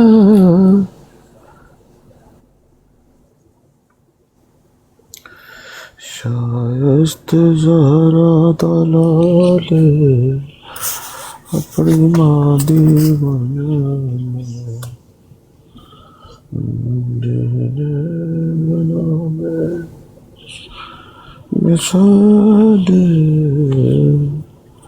नदीम भाई भी उदों सॉरी मैं तुहानू रोकिया सी, यूसुफी भाई गल लगे सन करन। ਲੋ ਜੀ, ਗੱਲ ਬੜੀ ਮਜ਼ੇਦਾਰ ਹੈ जी जी ਕਿ ਉਹ ਅਬਦੁੱਲਾ ਸਨੋਰੀ ਕਹਿੰਦਾ ਹੈ ਬਈ ਮੈਂ ਇਸਮਾਈਲ ਦੇ ਘਰ ਵਿਆਹ ਕਰਨਾ ਚਾਹੁੰਦਾ। ਮੈਂ ਮਾਮਾ ਹੈ ਮੇਰੇ ਹਲੇ, ਮਾਮੇ ਦੀ ਕੁੜੀ ਨਾਲ ਮੈਂ ਵਿਆਹ ਕਰਨਾ ਚਾਹੁੰਦਾ। ਤੇ ਮਿਰਜ਼ਾ ਕਾਦੀਆਨੀ ਕਹਿੰਦਾ ਵੀ ਚਲੋ ਮੈਂ ਉਹਨੂੰ ਕਹਿਣਾ। ਪਰ ਮਿਰਜ਼ਾ ਕਾਦੀਆਨੀ ਉਹਨੂੰ ਕਹਿੰਦਾ ਹੈ ਕਿ ਮੈਨੂੰ ਲਾਮ ਹੋਇਆ ਹੈ ਨਾਕਾਮੀ। ਤੇ ਇੱਕ ਹੋਰ ਫਾਰਸੀ ਦਾ ਉਹ ਫਿਕਰਾ ਹੈ, ਆਰਜ਼ੂ ਬਸਾ ਕਿ ਪਤਾ ਨਹੀਂ ਕੀ ਅਲਫਾਜ਼ ਨੇ ਉਹਦੇ, ਕਿ ਬਈ ਖਾਹਿਸ਼ ਜਿਹੜੀ ਉਹ ਪੂਰੀ ਨਹੀਂ ਹੋਣ ਲੱਗੀ, ਇਸ ਤਰ੍ਹਾਂ ਦੇ ਕੋਈ ਉਹਦਾ ਮਫਹੂਮ ਹੈ। ਇੱਕ ਹੋਰ ਇਲਾਮ ਹੈ, ਉਹ ਵੀ ਐਸੇ ਮਫਹੂਮ ਦਾ ਹੈ। ਕਹਿੰਦਾ ਮੈਨੂੰ ਇਹ 3 ਇਲਾਮ ਹੋਏ ਨੇ। ਤੇ ਮੁੰਡਾ ਜਿਹੜਾ ਹੈ ਉਹ ਪਰੇਸ਼ਾਨ ਹੋ ਗਿਆ, ਬਈ ਜੇ ਇਹ ਇਲਾਮ ਹੋ ਗਿਆ ਤੇ ਫਿਰ ਹੁਣ ਕਿੱਥੋਂ ਹੋਣਾ ਵਿਆਹ। ਤੇ ਉਹ ਮੁੰਡਾ ਗਿਆ ਤੇ ਉਹਨੇ ਮਾਮੇ ਕੋਲੋਂ ਸਾਕ ਮੰਗਿਆ, ਰਿਸ਼ਤਾ ਮੰਗਿਆ, ਤੇ ਮਾਮੇ ਨਾ ਕਰ ਛੜੀ। ਬਈ ਮੈਂ ਨਹੀਂ ਦੇਣਾ ਰਿਸ਼ਤਾ, ਤੇਰੀ ਆਲਰੇਡੀ ਸ਼ਾਦੀ ਹੋਈ ਹੈ, ਤੇਰੀ ਬੀਵੀ ਘਰ ਹੈ, ਤੇ ਮੈਂ ਤੈਨੂੰ ਰਿਸ਼ਤਾ ਨਹੀਂ ਦੇਣਾ। ਤੇ ਉਹ ਆ ਗਿਆ ਮੁੰਡਾ ਵਾਪਸ ਅਬਦੁੱਲਾ ਸਨੋਰੀ ਮਿਰਜ਼ਾ ਕਾਦੀਆਨੀ ਕੋਲ। ਉਹ ਕਹਿੰਦਾ ਬਈ ਮੈਂ ਗਿਆ ਸਾਂ ਤੇ ਮੈਂ ਮਾਮੇ ਕੋਲੋਂ ਸਾਕ ਮੰਗਿਆ ਤੇ ਉਹਨੇ ਨਾ ਕਰ ਛੜੀ। ਉਹ ਕਹਿੰਦਾ ਬਈ ਮਿਰਜ਼ਾ ਕਾਦੀਆਨੀ ਕਹਿੰਦਾ ਵੀ ਖਲੋ ਜਾ, ਮੈਂ ਨਾ ਫਲਾਣੇ ਬੰਦੇ ਨੂੰ ਕਹਿਣਾ ਵਾਂ ਤੇ ਉਹਨੂੰ ਸਮਝਾਉਂਦਾ। ਉਹਨੇ ਆਖਿਆ ਹਜ਼ਰਤ ਸਾਹਿਬ ਜੇ ਤੁਹਾਨੂੰ ਲਾਮ ਹੋ ਗਿਆ ਨਾਕਾਮੀ ਵਾਲਾ ਤੇ ਫਿਰ ਤੁਸੀਂ ਕਾਹਦੇ ਲਈ ਕਰਦੇ ਹੋ? ਹੁਣ ਕੀ ਉਮੀਦ ਹੈ, ਕਿੱਥੋਂ ਹੋਣਾ ਹੈ ਵਿਆਹ ਉਹਦੇ ਘਰ ਮੇਰਾ? ਤੇ ਇਹਨੇ ਆਖਿਆ ਨਹੀਂ, ਮਿਰਜ਼ਾ ਕਾਦੀਆਨੀ ਨੇ ਕਿਹਾ ਨਹੀਂ, ਟਰਾਈ ਕਰਨ 'ਚ ਕੀ ਹਰਜ ਹੈਗਾ? ਇਹ ਜੇ ਇਹਦਾ ਇਲਹਾਮਾਂ ਦੇ ਉੱਤੇ ਯਕੀਨ, ਜਿਹੜਾ ਬੰਦਾ ਇਹ ਕਹਿੰਦਾ ਕਿ ਮੈਂ ਇਹਨਾਂ ਇਲਹਾਮਾਤ ਨੂੰ ਐਸੇ ਤਰ੍ਹਾਂ ਮੰਨਣਾ ਜਿਸ ਤਰ੍ਹਾਂ ਕੁਰਾਨ ਨੂੰ, ਤੁਰਾਤ ਨੂੰ, ਇੰਜੀਲ ਨੂੰ, ਜ਼ਬੂਰ ਦੇ ਕਲਾਮ ਨੂੰ ਮੰਨਣਾ ਨਾ, ਇਸ ਤਰ੍ਹਾਂ ਹੀ ਕਹਿੰਦਾ ਹੈ ਜਿਹੜਾ ਮੇਰੇ ਤੇ ਕਲਾਮ ਨਾਜ਼ਲ ਹੁੰਦਾ ਮੈਂ ਇਹਦੇ ਤੇ ਇਸ ਤਰ੍ਹਾਂ ਹੀ ਮੰਨ ਲਿਆ। ਤੇ ਕਲਾਮ ਨਾਜ਼ਲ ਹੋਇਆ ਨਾਕਾਮੀ, ਤੇ ਦੱਸ ਵੀ ਦਿੱਤਾ ਮੁੰਡੇ ਨੂੰ। 2 ਹੋਰ ਵੀ ਇਲਹਾਮ ਨੇ ਇਹਦੇ ਨਾਲ ਦੇ, ਅਲਫਾਜ਼ ਮੇਰੇ ਜ਼ਿਹਨ 'ਚ ਇਸ ਵੇਲੇ ਨਹੀਂ, ਕੋਈ ਫਾਰਸੀ ਦਾ ਤੇ ਇੱਕ ਹੋਰ। ਉਹ ਮੁੰਡਾ ਵੀ ਕਹਿੰਦਾ ਵੀ ਜੇ ਹਜ਼ਰਤ ਸਾਹਿਬ ਤੁਹਾਨੂੰ ਇਲਹਾਮ ਹੋ ਗਿਆ ਤੇ ਫਿਰ ਛੱਡ ਦਿਓ, ਰਹਿਣ ਦਿਓ, ਮੈਂ ਵੀ ਨਾ ਕਰਾ ਆਇਆ, ਮਾਮੇ ਕੋਲ ਮੈਂ ਪੁੱਛ ਆਇਆ ਤੇ ਉਹਨੇ ਨਾ ਕਰ ਛੜੀ। ਉਹ ਕਹਿੰਦਾ ਨਹੀਂ, ਟਰਾਈ ਕਰਨ 'ਚ ਕੀ ਹਰਜ ਹੈਗੀ ਹੈ। ਉਹ ਅਬਦੁੱਲਾ ਨੂੰ ਬਣਾਉਂਦਾ ਹੈ ਆਹ ਕਹਾਣੀ ਨੰਬਰ 101। ਸਿਕੰਦਰ ਮਿਰਜ਼ਾ ਭਾਈ ਤੁਹਾਡੀ ਮੈਂ ਇੰਤਜ਼ਾਰ ਹੀ ਪਿਆ ਕਰਦਾ ਸੀ, ਤੁਸੀਂ ਆ ਗਏ ਹੋ ਤੇ ਨੂਰ ਅਫਸ਼ਾਨ ਦੇ 92 ਜਾਂ 93 ਦੇ ਪਰਚਿਆਂ 'ਚੋਂ ਨਾ ਤੁਸੀਂ ਇੱਕ ਹਵਾਲਾ ਕੱਢ ਕੇ ਦੇਣਾ ਹੈ, ਜਿਹੜਾ ਮਿਰਜ਼ਾ ਕਾਦੀਆਨੀ ਨੇ 284 ਸਫਾ ਦੇ ਉੱਤੇ ਆਇਨਾ ਕਮਾਲਾਤ ਇਸਲਾਮ ਦੇ ਵਿੱਚ ਲਿਖੀ ਹੈ ਨਾ ਗੱਲ, ਜਿਲਦ ਨੰਬਰ 5 ਸਫਾ 284 ਦੇ ਉੱਤੇ, ਕਿ ਨੂਰ ਅਫਸ਼ਾਨ ਅਖਬਾਰ 'ਚ ਛਪਿਆ ਸੀ ਕਿ ਅਸੀਂ ਬੰਦ ਲਿਫਾਫੇ 'ਚ ਕੋਈ ਗੱਲ ਲਿਖਾਂਦੇ ਤੇ ਤੁਸੀਂ ਦੱਸ ਦਿਓ ਕੀ ਲਿਖਿਆ ਹੈ। ਤੇ ਮੈਂ ਉਹਨਾਂ ਨੂੰ ਆਖਿਆ ਵੀ ਬਦਲੇ 'ਚ ਤੁਸੀਂ ਮੁਸਲਮਾਨ ਫਿਰ ਹੋ ਜਾਓ, ਤੇ ਮੈਂ ਅਗਰ ਤੁਸੀਂ ਹਾਂ ਕਰਦੇ ਹੋ ਤਾਂ ਮੈਂ ਤੁਹਾਨੂੰ ਦੱਸ ਦਿਆਂਗਾ। ਉਹ ਦੌੜ ਗਏ। ਇਹ ਗੱਲ ਦਾ ਜ਼ਿਕਰ 92 ਜਾਂ 93 ਦੇ ਨੂਰ ਅਫਸ਼ਾਨ 'ਚ ਹੋਣਾ ਚਾਹੀਦਾ, ਦੋਵਾਂ ਸਾਲਾਂ 'ਚ ਨਾ ਫੋਲਰ ਕੇ ਜ਼ਰਾ ਦੱਸਣਾ ਜੇ। हाँ बिल्कुल, ए त्रै इलाम ने, एक नाकामी, एक फसबरुन जमील, ए बसा आरजू के खाक शुदा। हाँ जी, ए त्रै इलाम होए ने, ते वो कहंदा है अब्दुल्ला सनोरी कहंदा भी छड़ दो हजरत जी, जे इलाम हो गए ने है ते हुण ट्राई करन दी केड़ी लोड़ है। लेकिन हजरत साहब आंदे ट्राई करन च कोई हर्ज नहीं हैगा। ਉਹ ਅਬਦੁੱਲਾ ਨੂੰ ਆਖਿਆ, ਅਬਦੁੱਲਾ ਕੋਈ ਦਾ ਮਿਰਜ਼ਾ ਕਾਦੀਆਨੀ ਦਾ ਮੁਰੀਦ ਸੀ ਤੇ ਉਹਦੇ ਜ਼ਰੀਏ ਹੀ ਇਹ ਅਬਦੁੱਲਾ ਸਨੋਰੀ ਆਇਆ ਸੀ ਉੱਥੇ। ਉਹਨੂੰ ਆਖਿਆ ਤੇ ਉਹਨੇ ਵੀ ਟਰਾਈ ਕੀਤੀ ਤੇ ਉਹ ਇਸਮਾਈਲ ਨਾ ਮੰਨਿਆ। ਨਾ ਮੰਨਣ ਦੀ ਵਜ੍ਹਾ ਤੋਂ ਉਹਨੇ ਰਿਸ਼ਤਾ ਕਿਰੇ ਹੋਰ ਕਰ ਦਿੱਤਾ, ਇਹਨੇ ਵੀ ਕਿਰੇ ਰਿਸ਼ਤਾ ਹੋਰ ਕਰ ਲਿਆ। ਅਬਦੁੱਲਾ ਸਨੋਰੀ ਨੇ ਵੀ ਆਪਣਾ ਵਿਆਹ ਕਿਰੇ ਹੋਰ ਦੂਜੀ ਥਾਂ ਖੜਕਾ ਲਿਆ। ਉਹ ਜਿਹਨੇ ਨਾ ਕੀਤੀ ਸੀ ਉਹ ਪਤਾ ਨਹੀਂ ਉਹਦੀ ਜਨਾਨੀ ਮਰ ਗਈ ਤੇ ਉਹਦੇ 2 ਮੁੰਡੇ ਮਰ ਗਏ। ਗੱਪਾਂ ਘੜ ਕੇ ਲਿਖੀਆਂ ਨੇ ਕਿਤਾਬਾਂ ਦੇ ਵਿੱਚ। ਇਹਨਾਂ ਗੱਪਾਂ ਨੂੰ ਲੋਕਾਂ ਦੇ ਸਾਹਮਣੇ ਇੱਥੇ ਬਿਆਨ ਕਰਨ ਦੀ ਲੋੜ। ਲੋਕੀ ਸੁਣਨਗੇ, ਜਿਹਦੇ ਨਸੀਬਾਂ 'ਚ ਹੋਏਗਾ ਉਹ ਹਦਾਇਤ ਇਖਤਿਆਰ ਕਰ ਲਏਗਾ। ਇੰਨੀ ਗੱਲ ਹੈ, ਕਿਹੜਾ ਕਿਸੇ ਨੂੰ ਗਾਲ ਪੇ ਕੱਢਣੇ। ਇਹ ਹੁਣ ਜਿਹੜੀ ਗੱਪ ਸ਼ਰੀਫ ਹੈ, ਇਹਨੂੰ ਬੰਦਾ ਕੋਈ ਪੜ੍ਹ ਕੇ, ਤੁਸੀਂ ਇੱਥੇ 101 ਨੰਬਰ ਗੱਪ ਲਿਖੀ ਹੈ, ਆਪਣਾ ਸਿਕੰਦਰ ਮਿਰਜ਼ਾ ਭਾਈ ਨੇ ਰੈਫਰੈਂਸ ਦੇ ਦਿੱਤਾ ਹੈ। ਕੋਈ ਬੰਦਾ ਇਹਨੂੰ ਪੜ੍ਹ ਕੇ ਅਗਰ ਸੁਣਾਏ ਸੀਰਤੁਲ ਮਹਿਦੀ 'ਚ ਪਹਿਲੀ ਜਿਲਦ 'ਚ, ਤੁਸੀਂ ਹੈਰਾਨ ਹੋਵੋਗੇ ਕਿ ਸਾਰੀਆਂ ਗੱਪਾਂ ਮਾਰੀਆਂ। ਇਹਨਾਂ ਦੀਆਂ ਇਹ ਕਿਤਾਬਾਂ, ਇਹਨਾਂ 'ਚ ਨਵੇਂ ਝੂਠ, ਨਵੀਆਂ ਗੱਪਾਂ ਇਹਨਾਂ ਦੇ ਅੱਗੇ ਪੇਸ਼ ਕਰਦੇ ਜਾਓ। ਕੁਰਾਨ ਔਰ ਹਦੀਸ ਨਾਲ ਇਹਨਾਂ ਦਾ ਕੋਈ ਲੈਣ ਦੇਣ ਨਹੀਂ। ਕੁਰਾਨ ਔਰ ਹਦੀਸ ਨਾਲ ਸਿਰਫ ਬੇਗੈਰਤੀ ਤੇ ਬੇਹਯਾਈ ਕੀਤੀ। ਦੇਖੋ ਨਾ, ਕੁਰਾਨ ਸਾਫ਼ ਇਹ ਕਹਿੰਦਾ ਮਾ ਕਾਨਾ ਮੁਹੰਮਦੁਨ ਅਬਾ ਅਹਦਿਨ ਮਿਨ ਰਿਜਾਲਿਕੁਮ, ਤੇ ਮਿਰਜ਼ਾ ਕਾਦੀਆਨੀ ਆਂਦਾ ਹੈ ਮਾ ਕਾਨਾ ਮੁਹੰਮਦੁਨ ਅਬਾ ਅਹਦੁਮ ਮਿਨ ਰਿਜਾਲੁਦ ਦੁਨੀਆ ਵਲਾਕਿਨ ਅਬੁ ਲਿਰਰਿਜਾਲਿਲ ਆਖਿਰਾ। ਇਹਨੂੰ ਕਹਿੰਦੇ ਨੇ ਕੁਰਾਨ ਦੀ ਆਇਤ ਦੇ ਵਿੱਚ ਤਹਰੀਫ ਕਰਨਾ। ਕੁਰਾਨ ਦੀ ਆਇਤ ਨੂੰ ਬਿਲਕੁਲ ਫੜ ਕੇ ਤੇ ਕੱਟ ਵੱਢ ਕੇ ਰੱਖ ਸਕਦੇ। ਇਹਨਾਂ ਕੋਲ ਕੁਰਾਨ ਹਦੀਸ ਨਾਲ ਕਿਹੜੀ ਗੱਲ ਅਸਾਂ ਪੁੱਛਣੀ ਤੇ ਕਿਹੜੀ ਇਹਨਾਂ ਦੱਸਣੀ। ਇਹਨਾਂ ਦੇ ਅੱਗੇ ਇਹ ਗੱਪਾਂ ਰੱਖੋ ਭਈ, ਇਹ ਤੱਕੋ ਵੀ ਇਹ ਗੱਪਾਂ ਲਿਖੀਆਂ ਜੋ ਤੁਹਾਡੇ ਗੁਰੂ ਨੇ, ਸੁਣੋ ਇਹਨਾਂ ਨੂੰ ਤੇ ਮਹਿਜ਼ੂਜ਼ ਹੋਵੋ, ਫਾਲੋ ਕਰਨਾ ਕਰੀ ਜਾਓ। ਇੱਕ ਬੰਦੇ ਨੇ ਝੂਠ ਮਾਰ ਕੇ, ਗੱਪਾਂ ਮਾਰ ਕੇ ਤੁਹਾਡੇ ਮਾਂ-ਬਾਪ ਦਾ ਮਾਲ ਲੁੱਟਿਆ, ਤੁਹਾਡਾ ਵੀ ਲੁੱਟਣਾ ਚਾਹੁੰਦਾ ਹੈ, ਤੁਸੀਂ ਉਹਨੂੰ ਫਾਲੋ ਕਰਨਾ ਚਾਹੁੰਦੇ ਹੋ, ਕਰੋ। ਸਾਡਾ ਕੀ ਇਤਰਾਜ਼ ਹੈ? ਸਾਡਾ ਕੰਮ ਹੈ कि हमने तो दिल जला के सर राह रख दिया, अब जिसके जी में आए वही पाए रोशन। ਅਸੀਂ ਆਪਣਾ ਦਿਲ ਬਾਲ ਕੇ ਗਲੀ ਦੇ ਵਿੱਚ ਰੱਖ ਦਿੱਤਾ ਹੈ, ਜਿਹਦਾ ਦਿਲ ਕਰੇਗਾ ਉਹ ਰੋਸ਼ਨੀ ਪਾ ਲੇਗਾ, ਤੇ ਜਿਹੜਾ ਹਨੇਰੇ 'ਚ ਮਰਨਾ ਚਾਹੁੰਦਾ ਮਰੇ। ਬਟ ਇਹੋ ਹੀ ਖਤਮੇ ਨਬੂਵਤ ਦਾ ਕੰਮ ਹੈ। ਇਹ ਗੱਪਾਂ ਇਹਨਾਂ ਦੇ ਅੱਗੇ ਰੱਖੋ, ਇਹ ਕਹਾਣੀਆਂ ਇਹਨਾਂ ਦੇ ਅੱਗੇ ਰੱਖੋ, ਝੂਠ ਮਾਰੇ ਨੇ ਕਿਤਾਬਾਂ 'ਚ। ਇਹ ਜਿਹੜੇ ਨੇ ਅੰਨੇ ਮੁਕੱਲਦ ਨੇ, ਇਹ ਉਹਦੇ ਤੇ ਗੌਰ ਕਰਨ ਨੂੰ ਤਿਆਰ ਹੀ ਨਹੀਂ ਹੈ। ਇਹ ਘਰੋਂ ਹੀ ਇਹ ਤਿਆਰੀ ਕਰਕੇ ਆਉਂਦੇ ਨੇ ਨਾ। अहमदी वो है जो जमात का दफा करे।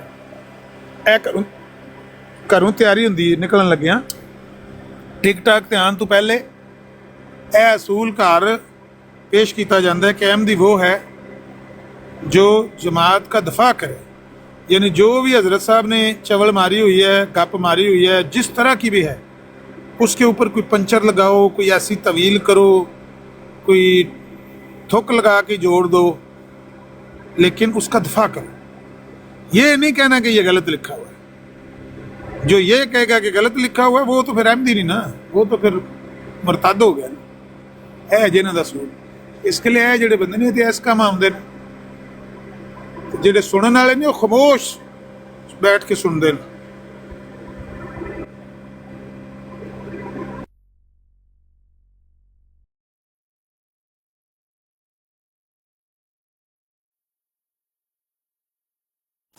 सीरत में गप नंबर 101 खोल लिए, सुनना चाहते हो तो पढ़ लेने।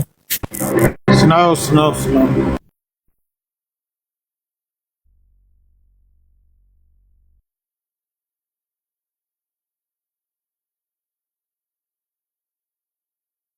आयत को 2-3 सफ़ों की गप है।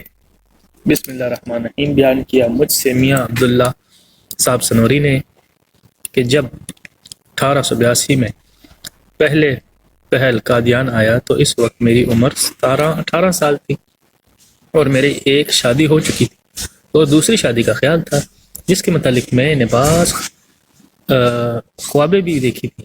मैंने एक दिन हज़रत साहब से जिक्र किया कि मुझे ऐसी ऐसी ख्वाबें आई हैं, तो हज़रत साहब ने फरमाया ये तुम्हारी दूसरी शादी के मुतल्लिक है, और फरमाया मुझे भी अपनी दूसरी शादी के मुतल्लिक इल्हाम हुए हैं। देखिए तुम्हारी शादी पहले होती है कि हमारी।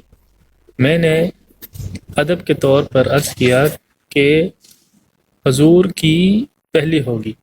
फिर इसके बाद मुझे अपने एक रिश्ते के मामू मोहम्मद इस्माइल की लड़की के साथ निकाह का ख्याल हो गया।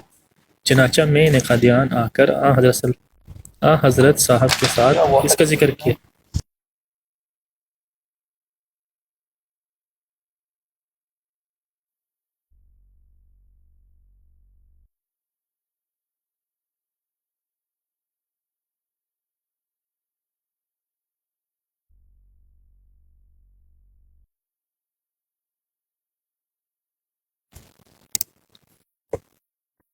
मैंने इससे अदब के तौर पर अर्ज़ किया कि आपकी पहली होगी। फिर इसके बाद मुझे अपने एक रिश्ते के मामू मोहम्मद इस्माइल की लड़की के साथ निकाह का ख्याल हुआ। चनाचा मैंने कादियान आकर हज़रत साहब के साथ इसका जिक्र किया। इससे पहले मेरे साथ इस्माइल मज़कूर भी एक दफ़ा कादियान हो गया था। हुज़ूर ने मुझसे फरमाया तुमने इस वक्त क्यों ना मुझसे जिक्र किया जब इस्माइल यहाँ आया था, हम इससे यही तहरीक करते। फिर आपने मेरे मामू मोहम्मद यूसुफ साहब मरहूम को, जो हज़रत साहब के बड़े मोतक़िद थे और जिनके ज़रिए मुझे हज़रत साहब की तरफ रहनुमाई हुई थी, ख़त लिखा और इसमें इस्माइल के नाम भी एक ख़त डाला और लिखा कि इस्माइल ने नाम का ख़त इसके पास ले जाएं और तहरीर कर दें। और इस ख़त में मेरे वालिद और दादा और खाकसर की तरफ भी हजूर ने खतूत डालकर भेजे, और इन सब खतूत को हमने अहम बनाने के लिए इन पर अलैहिस्सलाहु बिकाफिल अब्दिही वाली मोहर लगा दी। और मेरे वालिद और दादा खाकसर के ख़त में लिखा कि मैं मियाँ अब्दुल्ला दीनी अर्ज़ से दूसरी शादी करना चाहता हूँ, इनको ना रोकें और इन पर राज़ी रहें। मियाँ अब्दुल्ला साहब कहते हैं कि हज़रत साहब ने ऐसा इसलिए लिखा था कि मैंने हजूर को कहा था कि मैंने अपने वालिद और दादा और इस अमर के मुतालिक खुल कर जिक्र नहीं किया। मुझे डर है कि वो कहीं इसमें रोक ना हो, क्योंकि इस ज़माने में निकाह सानी पर बुरा समझा जाता था। करो जो थोड़ी देर बाद पढ़ना बाकी। ਲੋ ਜੀ ਹੁਣ ਪੀਰ ਮੁਰੀਦ ਚ ਲੱਗ ਗਈ ਜਿੱਦ ਤੇ ਕਿਹੜਾ ਪਹਿਲਾ ਗੱਲ ਪੀਰ ਮੁਰੀਦ ਵੇਖੋ ਨਾ, ਪੀਰ ਮੁਰੀਦ ਦੋ ਹੀ ਪਹਿਲਾਂ ਹੀ ਪੈਗੰਬਰਾਂ ਦੀ ਔਲਾਦ ਬਣੇ ਪਏ ਨੇ। ਸਾਨੂੰ ਖਾਬ ਪਿਆ ਆਉਂਦੇ ਨੇ ਦੂਜੇ ਵਿਆਹ ਦੇ।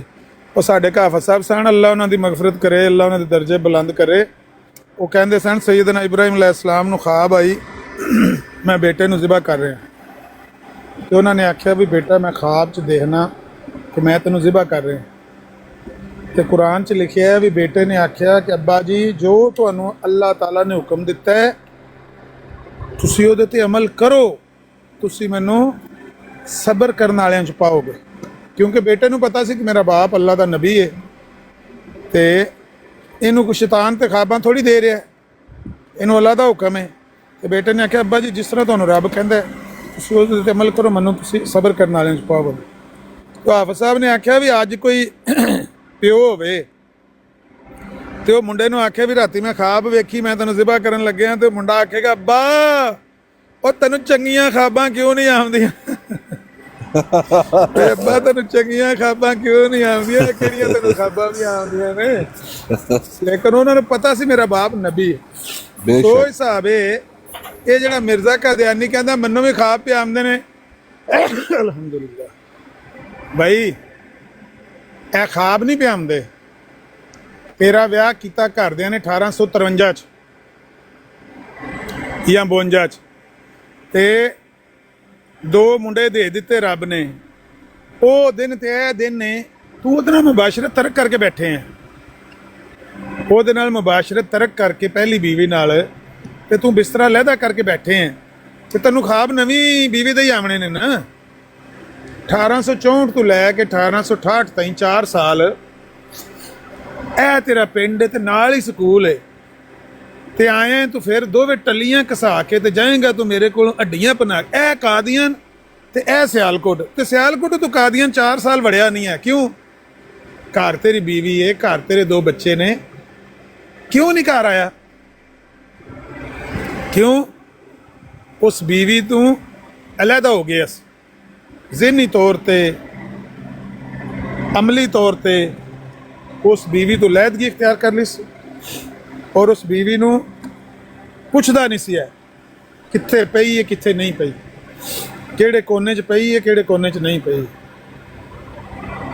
ਤੁਸੀਂ ਵੀ ਸਾਰੇ ਆਪਣੀਆਂ ਬੀਵੀਆਂ ਨਾਲ ਅੱਛਾ ਸਲੂਕ ਕਰਿਆ ਕਰੋ, ਸਿਰਫ ਬਿਸਤਰ ਵਿੱਚ ਜਾ ਕੇ ਅੱਛਾ ਸਲੂਕ ਨਾ ਕਰਿਆ ਕਰੋ, ਪਿਆਰ ਲਿਆ ਕਰੋ। ਉਂਝ ਵੀ ਘਰ ਵਿੱਚ ਉਹਦੇ ਨਾਲ ਪਿਆਰ ਨਾਲ ਬੋਲੋ, ਨਰਮੀ ਨਾਲ ਬੋਲੋ। ਉਹ ਔਰਤ ਹੈ ਵਿਚਾਰੀ, ਉਹਦੇ ਨਾਲ ਤੁਸੀਂ ਦਬਕਾ ਮਾਰ ਲੋਗੇ, ਸਖਤੀ ਕਰ ਲੋਗੇ, ਤੁਸੀਂ ਮਰਦ ਹੋ, ਉਹ ਚੁੱਪ ਕਰ ਲੇਗੀ, ਰੋ ਲੇਗੀ ਜਾਂ ਕਿਸੇ ਅੱਗੇ ਸਾੜ ਕੱਢ ਲੇਗੀ, ਕੀ ਕਰੇਗੀ? ਬੀਵੀਆਂ ਨਾਲ ਅੱਛਾ ਸਲੂਕ। ਮੈਂ ਤਾਂ ਇਹਨੂੰ ਬੀਵੀ ਦੀ ਬਦਵਾ ਲੱਗੀ ਜਿਹੜੀਆਂ ਦੁਨੀਆ ਦੇ ਇੱਕ ਕਿਨਾਰੇ ਤੋਂ ਲੈ ਕੇ ਦੂਸਰੇ ਕਿਨਾਰੇ ਤੱਕ, ਸਵੇਰ ਤੋਂ ਲੈ ਕੇ ਸ਼ਾਮ ਤੱਕ ਲਾਨਤ ਲਾਨਤ ਲਾਨਤ ਲਾਨਤ ਦੀ ਆਵਾਜ਼ਾਂ ਇਹਦੇ ਤੇ ਆਉਂਦੀਆਂ ਨੇ। ਇਹਨੂੰ ਉਸ ਨੇਕ ਔਰ ਪਾਕ ਬੀਵੀ ਦੀ ਬਦਵਾ ਲੱਗ, ਉਹਦਾ ਸਬਰ ਪੈ ਗਿਆ ਕਿ ਇਹਨੇ ਉਹਨੂੰ ਘਰ ਦੇ ਕੋਨੇ ਖੁਦਰੇ 'ਚ ਕਿਤੇ ਸੁੱਟਿਆ ਸੀ। ਉਹ ਵਿਚਾਰੀ ਆਪਣੇ ਡੰਗ ਟਪਾਉਂਦੀ ਸੀ, ਭਰਾ ਦੀ ਇੱਜ਼ਤ ਨੂੰ ਨਾ ਪੇਕੇ ਜਾਣ ਜੋਗੀ ਰੁੱਸ ਕੇ, ਨਾ ਇਹਦੇ ਕੋਲ ਤਲਾਕ ਮੰਗਣ ਜੋਗੀ, ਨਾ ਉਹ ਬੇਹਯਾਤ ਤੇ ਫਾਹਿਸ਼ਾ ਸੀ ਕਿ ਜਾ ਕੇ ਕਿਸੇ ਹੋਰ ਨਾਲ ਅੰਬਿਸਤਰੀ ਕਰਦੀ। ਉਹ ਚੁੱਪ ਕਰਕੇ ਆਪਣੇ ਡੰਗ ਟਪਾ ਕੇ ਤੁਰ ਗਈ ਦੁਨੀਆ ਦੇ ਉੱਤੇ। ਉਹਦੀ ਬਦੁਆ ਇਹਨੂੰ ਬਦਬਖਤ ਨੂੰ ਲੱਗੀ ਕਿ ਸਾਲ ਹਰ ਸਾਲ ਤੋਂ ਇਹਨੇ ਉਹਦੇ ਨਾਲ ਮੁਬਾਸ਼ਰਤ ਤਰਕ ਕੀਤੀ ਸੀ। ਅੱਛਾ ਅਮਰ ਭਾਈ, ਫਜ਼ਲਦੀਨ ਦਾ ਵੀ ਜ਼ਿਕਰ ਇਹਦੇ 'ਚ ਲਾਜ਼ਮੀ ਕਰਿਓ, ਜਿਹੜੀ ਗੱਲ ਸੁਣਾਉਂਦੇ। ਇਹਨੂੰ ਦੂਜੇ ਵਿਆਹ ਦੇ ਖਾਬ ਤੇ ਆਉਣੇ ਸਨ ਨਾ, ਇਹਨੂੰ ਚੰਗੇ ਖਾਬ ਕਿਉਂ ਨਹੀਂ ਆਉਂਦੇ? ਉਹਨੇ ਆਖਿਆ ਨਾ ਅੱਬਾ ਤੈਨੂੰ ਚੰਗੇ ਖਾਬ ਕਿਉਂ ਨਹੀਂ ਆਉਂਦੇ? ਇਹਨੂੰ ਪੁੱਛੋ ਵੀ ਤੈਨੂੰ ਚੰਗੇ ਖਾਬ ਕਿਉਂ ਨਹੀਂ ਆਉਂਦੇ? ਤੈਨੂੰ ਦੂਜੇ ਵਿਆਹ ਦੇ ਖਾਬ ਆਉਂਦੇ ਨੇ ਇਸ ਗੱਲੇ ਕਿ ਤੂੰ ਜਿਹੜੀ ਪਹਿਲੀ ਉਹਨੂੰ ਤੇ ਤੂੰ ਖੁੱਡੇ ਲਾਇਆ ਹੈ, ਉਹਦੇ ਨੂੰ ਤਾਂ ਕਦੇ ਤੂੰ ਪੁੱਛਿਆ ਨਹੀਂ ਘਰ ਵੜ ਕੇ ਵੀ ਕੀ ਹਾਲ ਹੀ, ਕੀ ਖਾਧਾ ਹੀ, ਕੀ ਪਾਇਆ ਹੀ, ਕੀ ਲਾਇਆ ਹੀ। ਤੈਨੂੰ ਕੱਪੜਿਆਂ ਦੀ ਲੋੜ ਹੈ, ਤੈਨੂੰ ਜੁੱਤੀ ਦੀ ਲੋੜ ਹੈ, ਤੈਨੂੰ ਦਵਾਈ ਦੀ ਲੋੜ ਹੈ, ਤੈਨੂੰ ਬਿਸਤਰੇ ਦੀ ਲੋੜ ਹੈ, ਤੈਨੂੰ ਕੋਈ ਬੱਚਿਆਂ ਵਾਸਤੇ ਕੋਈ ਸ਼ੈ ਚਾਹੀਦੀ ਆ। ਉਹਨੂੰ ਤਾਂ ਗੁੱਠੇ ਲਾਇਆ ਸੀ ਤੇ ਆਪਣੀ ਦੁਨੀਆ ਦੀ ਪ੍ਰਸਤੀ ਪਿੱਛੇ ਭੱਜਣ ਲੱਗੇ ਅਸੀਂ। ਦੁਨੀਆ ਦਾ ਮਾਲ ਇਕੱਠਾ ਕਰਨ ਵਾਸਤੇ ਹਰ ਵੇਲੇ ਤਿਆਰੀ ਕਰਦਾ ਰਹਿੰਦਾ ਸੀ। ਬਿਲਕੁਲ ਬਿਲਕੁਲ। ਉਹ ਪੈਨਸ਼ਨ ਦੇ ਪੈਸੇ ਵੀ ਜਿਹੜੇ ਸਨ 1864 'ਚ ਲੈ ਕੇ ਜਿਹੜਾ ਘਰੋਂ ਦੌੜਿਆ, ਉਹ ਪੈਸੇ ਕਿੱਥੇ ਉੱਡੇ ਨੇ? ਉਸ ਜ਼ਮਾਨੇ 'ਚ ਕੋਈ ਕਾਰ ਕਿਰਾਏ ਤੇ ਨਹੀਂ ਸੀ ਮਿਲਦੀ, ਉਸ ਜ਼ਮਾਨੇ 'ਚ ਕੋਈ ਪਾਰਕ ਨਹੀਂ ਸੀ ਬਣੇ ਖੂਬਸੂਰਤ, ਉਸ ਜ਼ਮਾਨੇ 'ਚ ਕਿਹੜੇ ਸਮੁੰਦਰ ਦੇ ਕਿਨਾਰੇ ਨਹੀਂ ਸਨ, ਬੀਚ ਨਹੀਂ ਸਨ ਬਣੇ, ਉਸ ਜ਼ਮਾਨੇ 'ਚ ਕੋਈ ਬਹੁਤ ਜ਼ਿਆਦਾ ਖਾਣ ਵਾਲੀਆਂ ਵੀ ਚੀਜ਼ਾਂ ਨਹੀਂ ਸਨ ਨਾ, ਕੋਈ ਵੱਡੇ ਵੱਡੇ ਰੈਸਟੋਰੈਂਟ, ਵੱਡੇ ਵੱਡੇ ਪੀਜ਼ੇਰੀਆ, ਇਸ ਤਰ੍ਹਾਂ ਦੀ ਕੋਈ ਚੀਜ਼ ਨਹੀਂ ਸੀ ਹੈ। ਉਦੋਂ ਸਿਰਫ ਔਰ ਸਿਰਫ ਅਯਾਸ਼ੀਆਂ 2 ਹੀ ਹੁੰਦੀਆਂ ਸਨ। 1864 ਵਿੱਚ ਹਿੰਦੁਸਤਾਨ ਵਿੱਚ ਅਯਾਸ਼ੀ ਦੇ ਜ਼ਰਾਏ ਸਿਰਫ 2 ਹੀ ਸਨ, ਜਾਂ ਰੰਡੀਬਾਜ਼ੀ ਜਾਂ ਥੀਏਟਰ ਜਾ ਕੇ ਵੇਖ ਲਓ, ਫਿਲਮਾਂ ਤੱਕ ਲਓ, ਜਿਹੜੇ ਉਹ ਡਰਾਮੇ ਨਾਟਕ ਕਰਦੇ ਸਨ, ਥੀਏਟਰ ਸ਼ੁਰੂ ਹੋਏ ਸਨ। ਔਰ ਇਹਦਾ ਖੁਦ ਵੀ ਇੱਕ ਦੂਸਰੀ ਜਗ੍ਹਾ ਦੇ ਉੱਤੇ ਬਿਆਨ ਹੈ ਕਿ ਅਸੀਂ ਵੀ ਥੀਏਟਰ ਵੇਖਿਆ, ਇੱਕ ਦਫਾ ਅਸੀਂ ਵੀ ਥੀਏਟਰ ਗਏ ਸੀ। ਉਹ ਦੱਸਦਾ ਤਾਂ ਨਹੀਂ ਕਦੋਂ ਗਏ ਸੀ, ਇਹ ਉਦੋਂ ਹੀ ਗਿਆ ਸੀ ਥੀਏਟਰ ਜਦੋਂ ਮਾਮਦੀਨ ਨਾਲ ਪੈਸੇ ਲੈ ਕੇ ਦੌੜਿਆ ਸੀ। ਇਹਨਾਂ ਥੀਏਟਰ ਵੇਖੇ ਨੇ ਤੇ ਉੱਥੇ ਰੰਡੀਆਂ ਬਾਜ਼ੀਆਂ ਕੀਤੀਆਂ ਨੇ ਬਾਹਰ। ਜੀ ਹਾਂ, ਉਹ ਪੈਸੇ ਇਹਨੇ ਉਡਾ ਕੇ ਜਵਾਨੀ ਦੇ ਵਿੱਚ। हज़रत साहब इधर ये खतूत लिखे और उधर मेरे वास्ते दुआ शुरू करवाएं। अभी मेरे मामू मोहम्मद यूसुफ साहब ने का जवाब नहीं आया था और हज़रत साहब मेरी तहरीर पर इस अमर के वास्ते दुआ में मसरूफ़ थे कि ऐन दुआ करते करते हज़रत साहब को इल्हाम हुआ, नाकामी नाकामी हुआ कि तो इल्हाम हुआ ए बेअसा बेसाजो अरज को के खाक शुदा। फिर इसके बाद एक और इल्हाम हुआ, तो सब्र जमील। हज़रत साहब ने मुझे ये इल्हाम बताया। इन दोनों में मेरा अब्बास अली भी यहाँ आए हुए थे। इनसे हज़रत साहब ने इन अलहमात का जिक्र करते हुए फरमाया कि मालूम नहीं मियाँ अब्दुल्ला साहब का हमारे साथ कैसा ताल्लुक़ है कि इधर दुआ करता हूँ और उधर अल्लाह ताला की तरफ से जवाब मिल जाता है। चंद दिनों के बाद मैं मोहम्मद यूसुफ साहब का जवाब आ गया। मियाँ अब्दुल्ला के वालिद और दादा और खसर तो राज़ी हो गए थे, मगर इस्माइल इनकार करता है। इस पर हज़रत ने फरमाया कि अब हम इस्माइल को खुद कहेंगे। मैंने अर्ज़ की क्या कि हजूर, इधर अल्लाह ताला की तरफ से नाकामी का इल्हाम हुआ है, उधर इस्माइल इनकारी है, अब इस मामले में क्या कामयाबी की सूरत हो सकती है?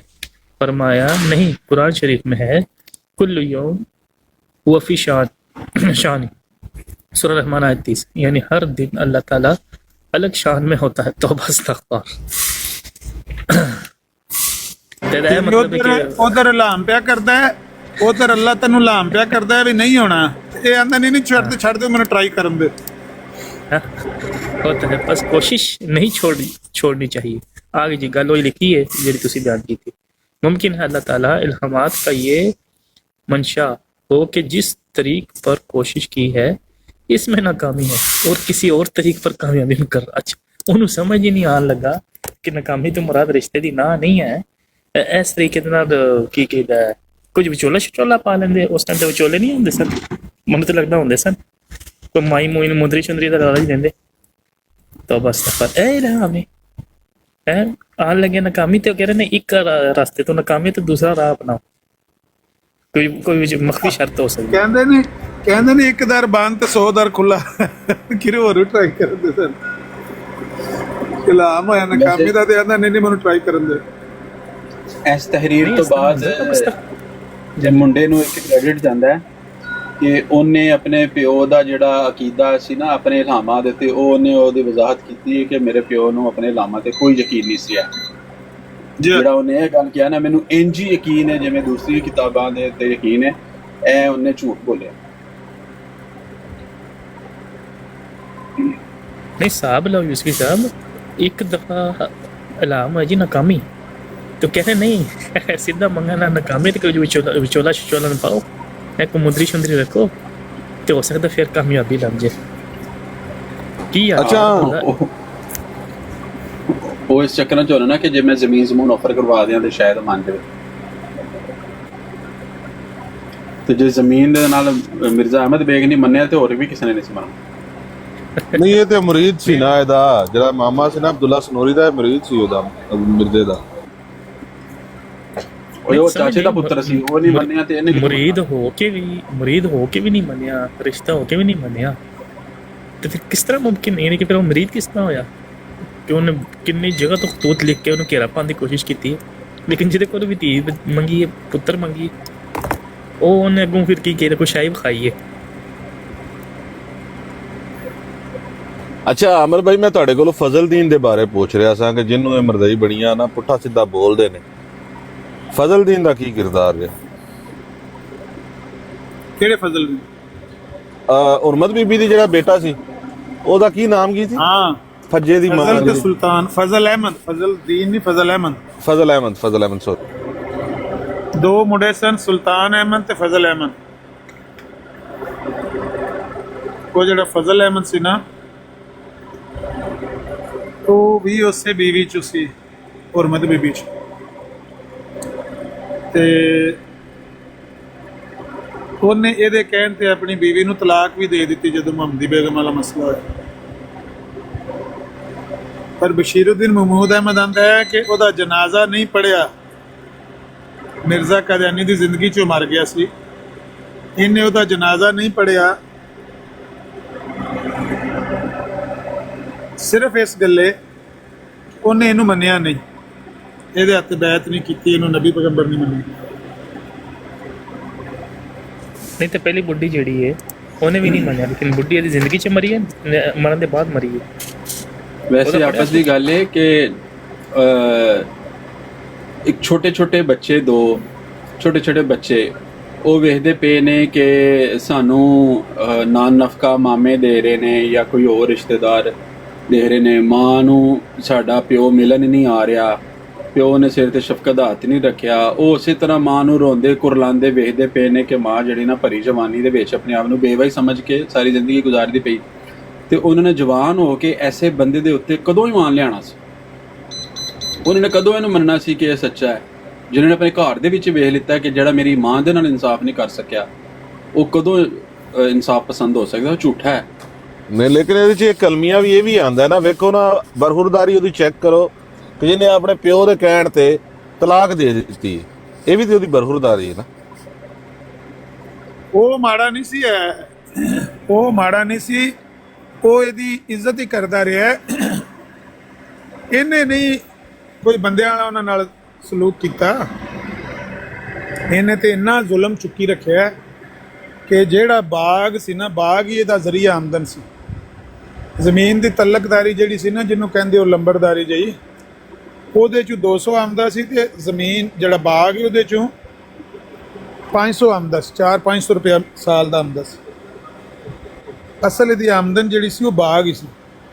ਇਹਨੇ ਬਾਗ ਜੈਲੀ ਰਜਿਸਟਰੀ ਤਿਆਰ ਕਰਾ ਕੇ ਨਾ, ਜੈਲੀ ਸਟਾਮ ਦੇ ਉੱਤੇ ਜਿਹੜਾ ਬੰਦੇ ਬਾਗ ਰੱਖੀਦਾ ਹੈ, ਬਈ ਮੈਂ ਨਜਫ ਅਬਾਸ ਅੱਗੇ ਬਾਗ ਬੰਦੇ ਰੱਖ ਦਿੱਤਾ ਹੈ, ਇਹਦੇ ਕੋਲ ਮੈਂ ਲੈ ਲਿਆ 5000 ਰੁਪਇਆ ਜਾਂ 5 ਕਰੋੜ ਰੁਪਇਆ ਜਾਂ 5 ਲੱਖ ਰੁਪਇਆ, ਤੇ 30 ਸਾਲਾਂ ਦੇ ਅੰਦਰ ਅੰਦਰ ਅਗਰ ਮੈਂ ਨਜਫ ਅਬਾਸ ਨੂੰ ਇਹ ਪੈਸੇ ਵਾਪਸ ਦੇ ਦਿੱਤੇ ਤੇ ਬਾਗ ਮੈਂ ਵਾਪਸ ਲੈ ਲਾਂਗਾ, ਅਗਰ ਨਾ ਦਿੱਤੇ ਤੇ ਬਾਗ ਦਾ ਮਾਲਕ 30 ਸਾਲਾਂ ਬਾਅਦ ਨਜਫ ਅਬਾਸ ਹੋ ਜਾਏਗਾ। ਇਹ ਤਹਿਰੀਰ ਲਿਖ ਕੇ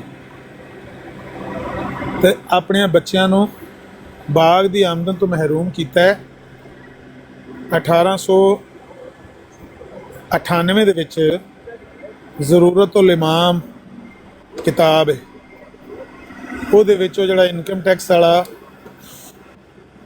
ਆਇਆ ਸੀ ਨਾ, ਤਹਿਸੀਲਦਾਰ, ਉਹਨੇ ਗੱਲ ਲਿਖੀ ਹੈ, ਇਹਨੇ ਬਾਗ ਆਪਣੀ ਬੀਵੀ ਦੇ ਅੱਗੇ ਬੰਦੇ ਪਾ ਛੜਿਆ, ਉਹਦੇ ਕੋਲ 5000 ਰੁਪਇਆ ਲੈ ਲਿਆ। ਕਿਹੜੀ ਬੀਵੀ ਅੱਗੇ? ਨੁਸਰਤ ਜਹਾਂ ਬੇਗਮ ਅੱਗੇ। ਸਿਰਫ ਕਿਉਂ ਕਿ ਉਹ ਬਾਗ ਜਦੋਂ ਨੁਸਰਤ ਜਹਾਂ ਬੇਗਮ ਦੇ ਕੋਲ 30 ਸਾਲ ਤੱਕ ਰਹੇਗਾ, ਪਹਿਲੀ ਤਾਂ ਗੱਲ ਹੈ ਕਿ 30 ਸਾਲ ਤੱਕ ਫਜ਼ਲ ਤੇ ਸੁਲਤਾਨ ਇਹ ਦੋਏ ਫਾਰਗ, ਇਸ ਬਾਗ ਦੀ ਆਮਦਨ ਨੂੰ ਇਹਦੇ 'ਚੋਂ ਮੁਤਾਲਬਾ ਨਹੀਂ ਕਰ ਸਕਦੇ ਇੱਕ ਪੈਸੇ ਦਾ ਵੀ, ਟਕੇ ਦਾ ਵੀ। ਦੂਜੀ ਗੱਲ ਇਹ ਹੈ ਕਿ ਜੇ 30 ਸਾਲ ਤੋਂ ਬਾਅਦ ਮੈਂ ਇਹ ਪੈਸੇ ਦੇ ਕੇ ਤੇ ਵਾਪਸ ਨਾ ਲਿਆ ਤੇ ਬਾਗ ਹੋ ਜਾਏਗਾ ਕਿਹਦਾ?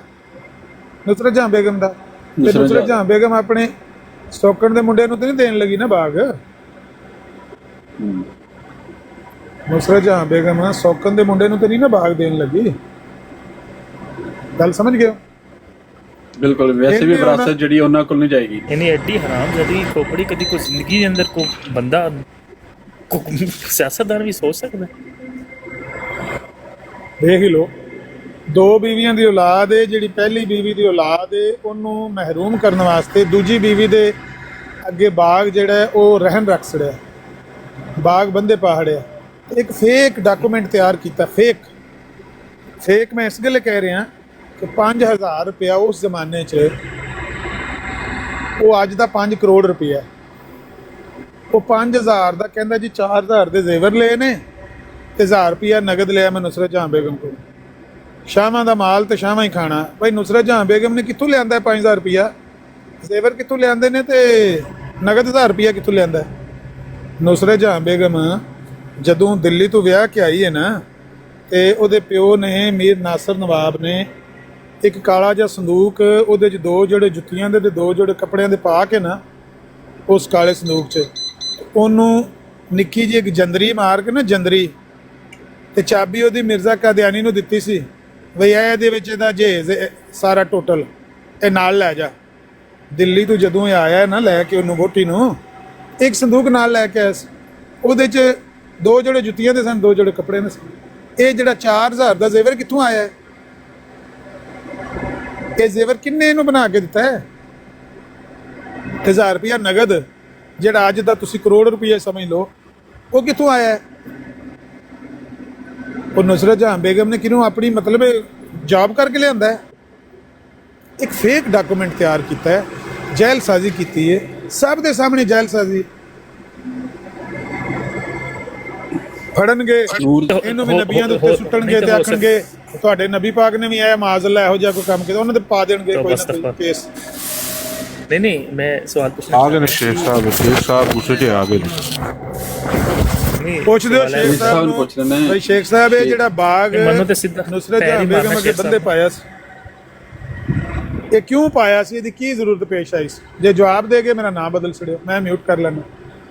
ਸੱਜੀਆਂ ਖੱਬੀਆਂ ਮਾਰਨਗੇ, ਕਈ ਲੈ ਕੇ ਸਾਰਾ ਕਮਾਦ ਗੁੱਡ ਸੜਨ ਦੇ, ਜਿੱਥੇ ਲਾਸ਼ ਪਈ ਉੱਥੇ ਕਈ ਨਹੀਂ ਮੰਨ ਲਗੇ। ਸੋਏਬ ਰਾਜਾ ਪੁੱਛ ਭਾਈ ਹਫੀਜ਼ ਸ਼ੇਖ ਸਾਹਿਬ ਨੂੰ, ਭਾਈ ਇਹਨਾਂ ਨੇ ਕੀ ਤੇ ਬਾਗ ਇਤਰਾਜ਼ ਕੀ ਕੀਤਾ ਹੈ, ਆਪੇ ਤੇ ਖੁੱਲ ਕੇ ਗੱਲ ਕਰ ਸਕਦੇ।